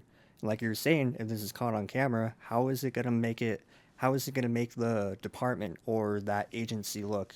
It's Yeah. not going to make it look any better than it already is. Yeah. I would try, and here's the thing is like, MMA is good.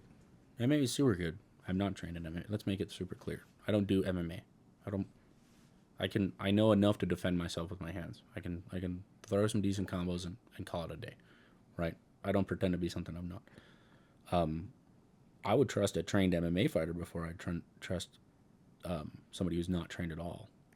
I agree with because that. they know their basic takedowns, you know.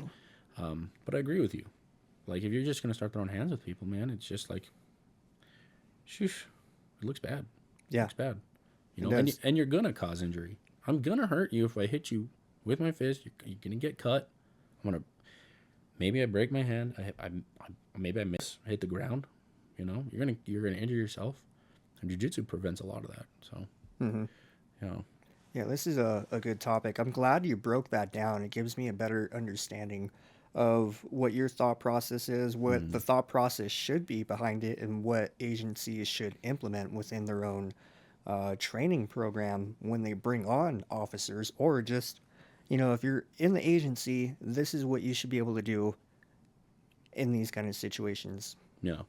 I think here's an opinion, and this is again a Christmas land situation. I think all law enforcement officers should be blue belts. But if I'm going to, first of all, let's take a catechism. I think that if you're going to get a blue belt, it needs to be legit, not like I have my law enforcement blue belt, because that'd be fucking lame, right? I guarantee it would be some like, if you made a standard that was the law enforcement blue belt, it would be like some subpar, like watered down version. No, I feel like in Christmas land, every law enforcement officer should have a legit blue belt. I guarantee that'd be huge improvement for public safety. But okay, is that factually possible? I mean, do you have your blue belt yet? No. No. How long have you been training? Like 3 years. Yeah. To get post is 6 months. So it takes less time for me to get my certification to be a law enforcement officer than it does to get a blue belt. So let's be real. Not likely that we're going to get every cop to be a blue belt. Okay. Now let's take it down a notch. I think if I can't have every law enforcement officer be a blue belt, I would like every law enforcement officer to get 1 to 2 hours of training a week for free from wherever. That would be my Christmas line. But they go, right? And maybe in this scenario, maybe they even get paid to do that training, right? There's a check-in sheet. Maybe it communicates to the administration for whatever agency they're at, and they work with local jiu-jitsu academies. Those jiu-jitsu academies say, either out of the kindness of their own heart or through some deal they have with that agency, you give me X amount of money, I'll let you guys train here for 2 hours a week for free, right? And that is my kind of Christmas land scenario, where they're going to real schools, getting real training that's approved by their agency, and no cost to them. Because some of the hugest, and since we're talking about jiu-jitsu, like, okay, so if it's not the agencies, if the agency isn't going to train us, whose responsibility is it? If I have a heart to serve the community, whose responsibility is it to train jiu-jitsu? Mine, right? I have everything else going on in life, like I've talked about. I've got kids, I've got a wife, I've got the overtime. I want to sit down and play some dang video games, right? I have so much stuff going on. I don't have time. Okay, then let's add to that. I don't have the money, right? Some of these cops, let's be honest, right? Some of them got child support payments. You know, they did whatever happened in their relationship. They got child support payments. And they got bills to pay. They got, you know, they want that ATV so they can go hunting. You know, so they bought that, and maybe it wasn't the best financial choice, but they're making payments on that, so they don't got the money, right? So I think, in my opinion, that my kind of watered down version of Christmas Land, because like I said, Christmas Land is everybody has a blue belt. Not possible. Totally not feasible. Because if the entry to be a cop was blue belt, we would have like no fucking cops. So like, let's take it down a little bit, right? And let's make it so the others, that secondary one I had, 2 hours a week, right? It's not super restricting on your time. You're probably going to spend 2 hours scrolling on TikTok if you're not at jiu-jitsu, right? So you have the time, okay? And like we have at Childress, they got 3 classes. And there's not a shift I have at my agency where you can't go to one of them, right? Afternoons can make it to the 5:30 a.m. They can make it to 11 a.m. Graves and days, they can make it to the 7 p.m. So every shift has an opportunity to make it. 2 hours a week, it's free. That eliminates your barrier for cost.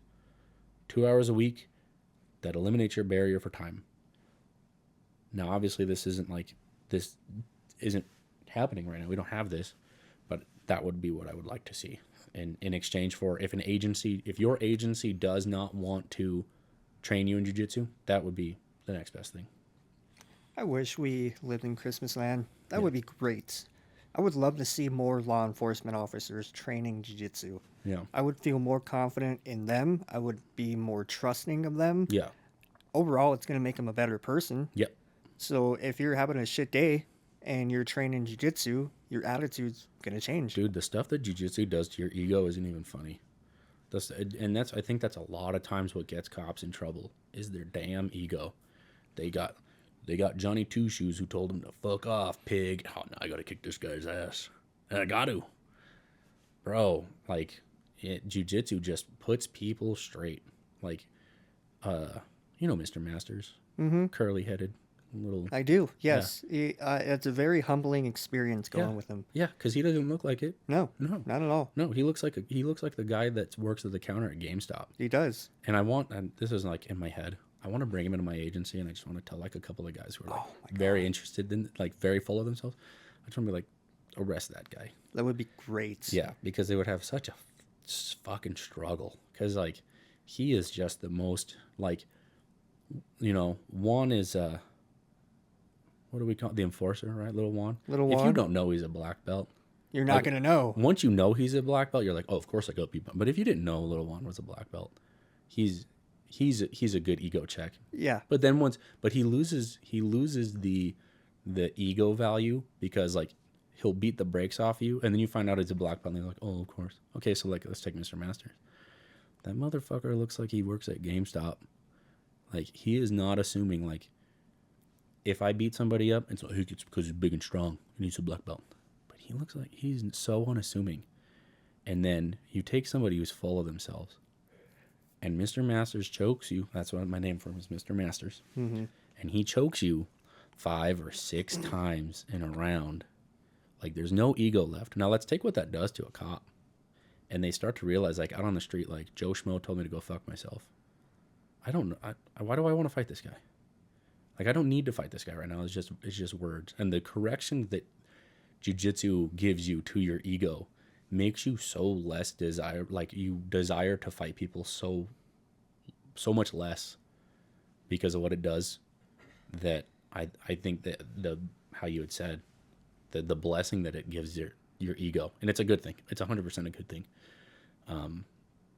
It's unparalleled value.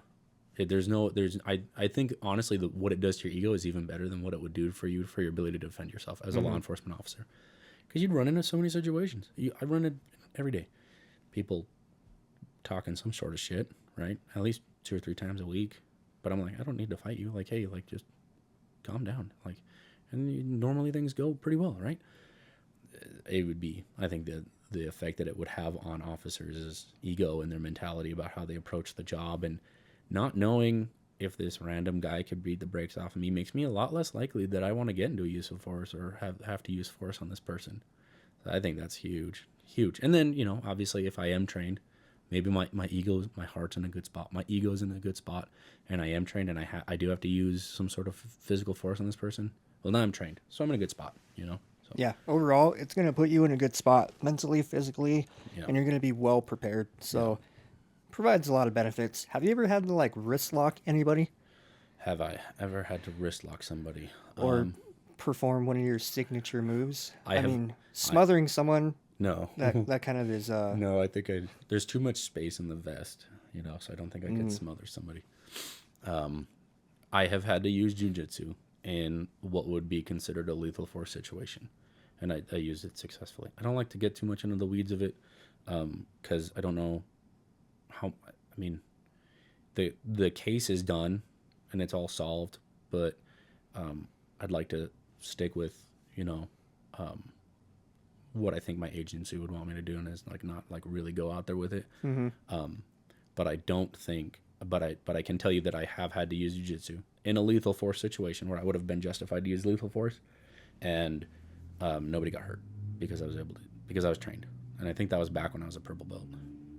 I was a purple or brown belt at the time. I'm glad to hear that it's Yeah. effective out in the streets. Yeah. Here's I'm gonna get into a deep question Okay. that this is just like what's popping into my head now. Yeah, that's fine. And then go for it. Yeah. Have you ever had to pull your gun out on someone and use lethal force or try to neutralize the situation? Okay. Well, I can tell you that there's like a few situations where law enforcement officers generally would have to draw their firearm. Maybe not with the intent to use it, but maybe with the intent to have it out just in case they have to use it. But as far as like using my firearm during the performance of my duties, no, I haven't been in a situation like that. That's good. Yeah, I've been in a situation where like, yeah, it's better. Yeah, no, I haven't. I'm glad to hear that. Yeah. That's the only one that kind of came to me, where I was like, you know what, I might as well just ask it and see what the response is. Obviously, there's a lot of questions, and we've covered a lot of topics so far. I got 2 topics I'll let you choose from that we can get into. So one is body cams. Do you think it's a benefit, or do you think, you know, what was the reason behind body cams? Number 2 is kind of breaking down that whole George Floyd case. Which one would you? Let's do body cams, and the reason why is I am not educated enough to speak on the George Floyd case, and I really don't like talking about things I haven't read up on. Mm-hmm. Yeah, so let's do body cams. Let's do it. So I saw that you had an opinion on body cams. What is that opinion? They are invaluable. Why do you think that is? First of all, let's take it from the perspective of the reason why body cams were implemented, to hold cops accountable. One, no good cop likes a dirty cop. Cool. Let's establish that. This is my opinion. There is not a single good cop that likes a dirty cop. Cool. So a good cop doesn't care if what you see on my body camera is good. Because if I know what I'm doing is justified, if I know what I'm doing is morally appropriate and in line with the law, I don't care if my body camera's on.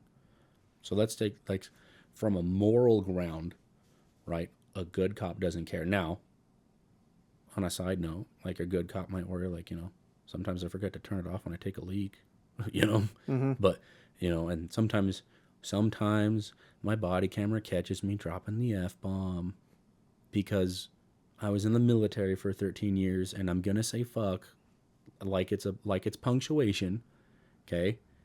But overall, I trust that I have a good heart, and I trust that my actions are in line morally and legally with the law. So I don't care if my body camera's on. I don't care. Now, sometimes do I make coarse jokes? Sure, I should, I probably lay off that. But the body cam thing does. So on a moral ground, a good officer does not care if they have a body camera on. They don't care. Now let's take it from outside of the realm of morality and let's talk about what the public wants. Well, the public wants accountability, and 100% they should be entitled to accountability from their law enforcement officers. I totally agree with that. So body cameras really help resolve a lot of that. Now, let's talk about the naysayers. From the naysayers' point of view, as far as body cameras, they really felt that body cameras were really gonna weed out the bad cops, and it didn't. Body cameras just showed that for the most part, all of these interactions that everybody had to say, well, not everybody, but that the people, the naysayers were saying were instigated by cops or weren't justified, were justified.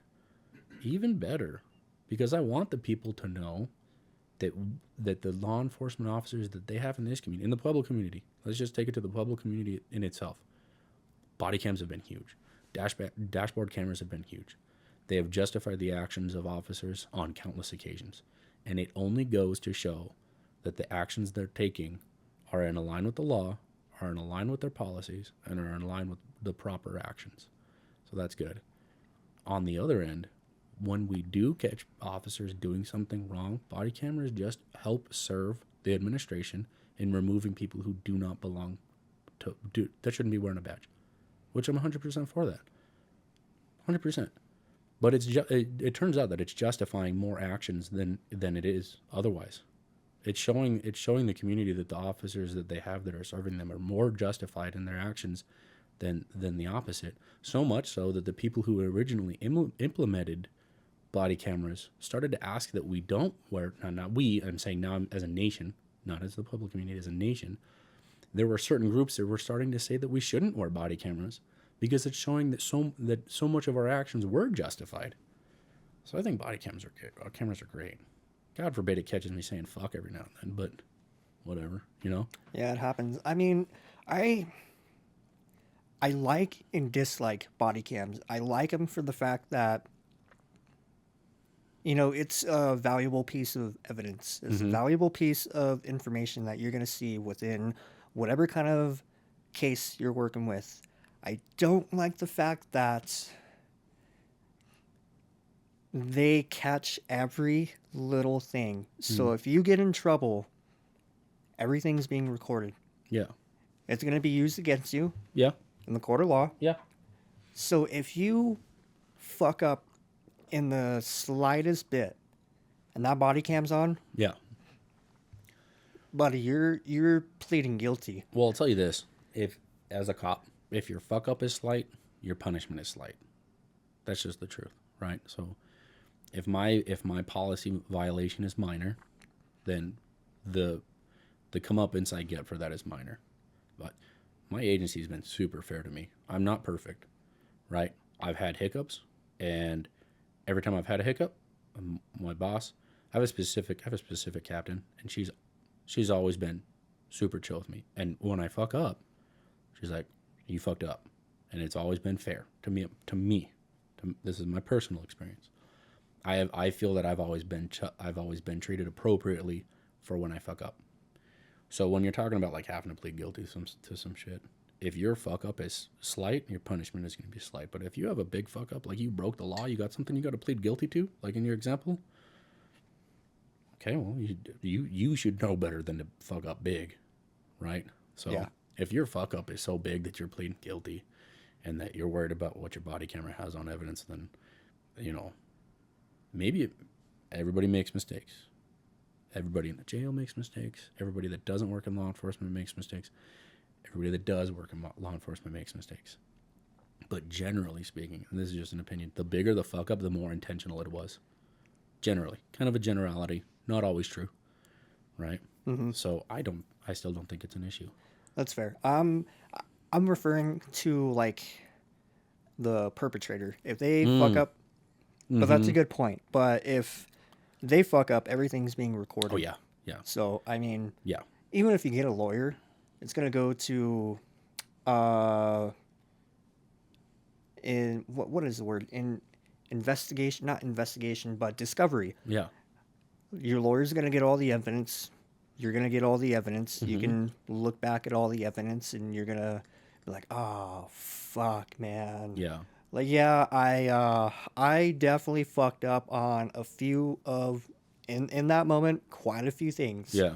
Quite a few things. So it's like, damn, you really got to watch what you do. Yeah. And it's very true when they say everything you say will be used against you in the court of law. Yeah. So if you're, like, let's say you get pulled over for a DUI and you're under the influence or you're not under the influence. But let's say for this example, you're under the influence. You've been drinking. You've been drinking. Partied and you're driving. Yep, exactly. Okay. It's very smart. And I'm not giving any legal advice at all. At all. This is not, hey, you should do this. This is just, You should not drink and drive. you should just not drink and drive. Hypothetically, though, if you were to. If you were to, and you get pulled over, and the officer's like, hey, your headlights aren't on. And you're like, oh, fuck, man, I forgot to turn them on when I was leaving the bar. The whole strip's lit up. How did I forget that? The lights were on. You're a little intoxicated. You forgot all the checklists when you get into your vehicle. It's like, fuck, okay. You're like, all right, license and registration. I'm going to just run your name real quick, get you on your way. It's usually what they'll say. They'll make you comfortable, which is fine. It happens. But if they have any suspicion to the slightest degree that you're intoxicated. In this example, you're with some friends, right? And everybody's been drinking, but you're the designated driver per se. So there's a alcohol smell in the car. Yeah. So now the cop does have reasonable suspicion that maybe you might be under the influence. So he's asking you some questions and, you answer him. But long story short, if that's the situation, you should always never talk to the cop and you should exercise your right to remain silent or be like, hey, listen, I understand you are doing an investigation at this point, but I would definitely like to speak with a lawyer before I answer any further questions. Or like, hey, I understand this is part of your investigation, but I'm just going to exercise my right to remain silent. Yeah. Because I believe, anything I say or can do will be used against me in the court of law and, prove that I may or may not have been guilty of driving under the influence. This is just for a DUI. Yeah. This is definitely different for a lot of situations, but in this case... Well, without getting into the weeds too much into that, that's fine. If somebody wants to exercise their constitutional rights, go ahead. That is totally fine. If that's what somebody says during the course of a DUI investigation or any sort of criminal investigation where they think that they're the person who's the suspect, that is, you are, and this should, I believe, this should be the stance of every law enforcement officer. You are more than welcome to exercise any of your constitutional rights at any time. Doesn't hurt my feelings. Do what you got to do. Yeah. Yeah. So let's play into this example Yeah. a little more. So with that being said, Mm-hmm. why I say this is because the cop's always going to ask you, well, have you had anything to drink tonight? And you're like, well, I don't want to lie, but I want to be truthful. So you're like, I had a few beers. Sure. Or let's say you're like, hey, I'm not going to talk. I want to exercise my right. Mm-hmm. If they have suspicion that you're under the influence Mm-hmm. and you refuse roadside tests or Mm-hmm. anything, they're still going to take you to jail. Mm-hmm. And they're going to do, their breathalyzer at the station. So why I say everything you say can and will be used against you. So let's say you don't say anything to take you to jail because, they're suspicious of you Mm-hmm. being under the influence. Yeah. You go and do the breathalyzer. That comes back as as a number that says, hey, yeah, you're 2 times above the legal limit. Yeah. So that right there would be the only piece of evidence they have against you saying, hey, yeah, I was under the influence. And that specific test is very strict on when it's good and when this is bad. Sure. It has to be within, a certain time period. Yeah. There's lots of rules. Exactly. Yeah. So let's say you spoke to the cop Mm-hmm. and you're like, hey, all right, cool. I'm gonna cooperate because you're a good individual, right? Yeah. Not saying if you refuse, you're a bad individual. This is just for, the sake of you getting in trouble. Yeah. You are, validating that you had something to drink. You're Mm-hmm. doing the roadsides. You failed the roadsides. And now you're in, the station or the holding point, and Mm-hmm. you're like, oh, I'm so sorry. Like, yeah, I shouldn't have done this Mm-hmm. and that. Well, now they have more evidence against you. Yeah.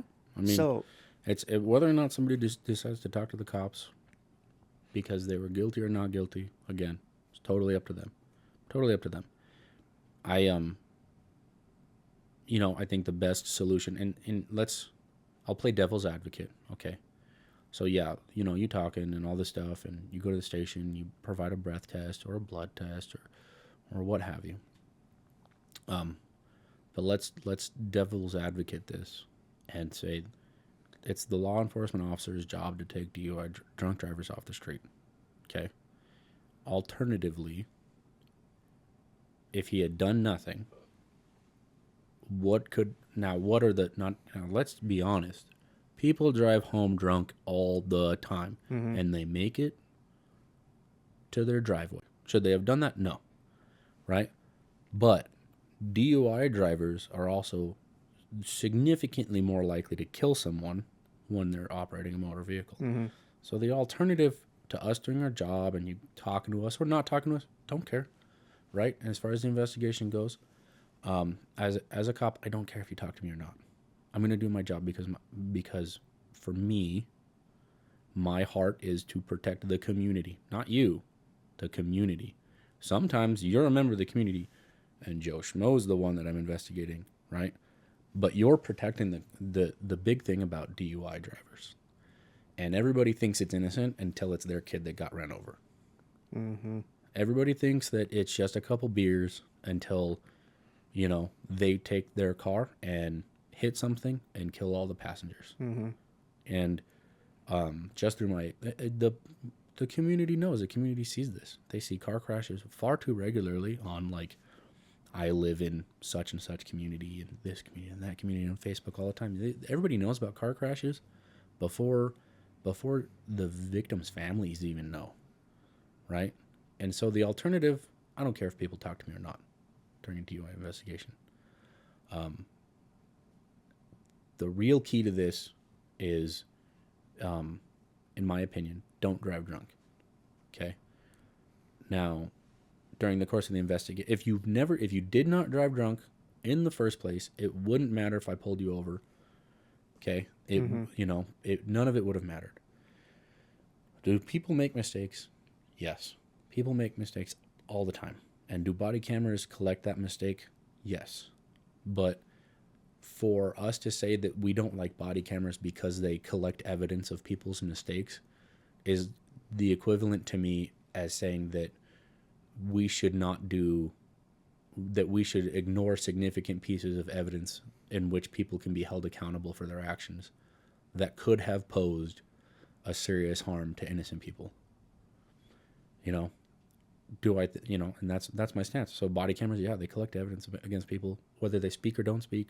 It's going to collect that evidence, no matter what. So when it comes to body cameras, I still think they're justified. Does it suck if you're the suspect and you slip up?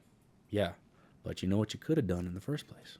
Not drive drunk. Not do it. Yeah. Not drive drunk. Yeah. You No, know? that was a better way of putting it. I like body cams. I like how they can capture evidence Yeah. for a lot of reasons. Yeah. But if you're the suspect, yeah, Oh, yeah, I definitely don't like being the suspect. You don't like to being on the other end. Yeah, you know? on the You other don't. end. You So know, yeah, those are just both sides. yeah. But absolutely. that's a great way of putting it. Moral of the story, long story short, don't drink and drive. Yeah, don't get a designated driver. Get Exactly. an Uber. Get a taxi. You know, use your fucking feet, right? Shoe Leather Express right yeah, there. yeah. So that's free. Just call a friend.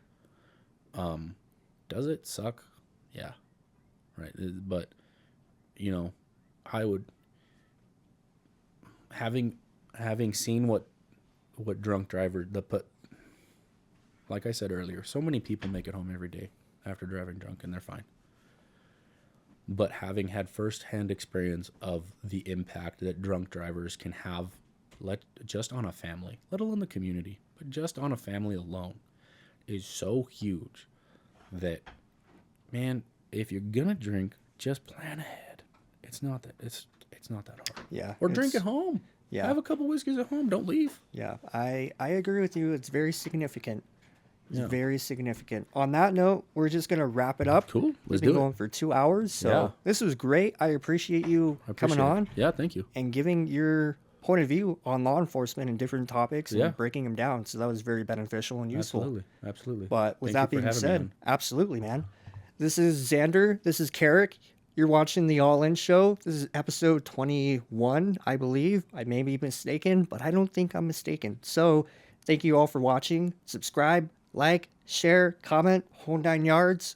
You can find this on all social medias. The video specifically on YouTube, but you can find me on all social medias. So with that being said, thank you. Much love.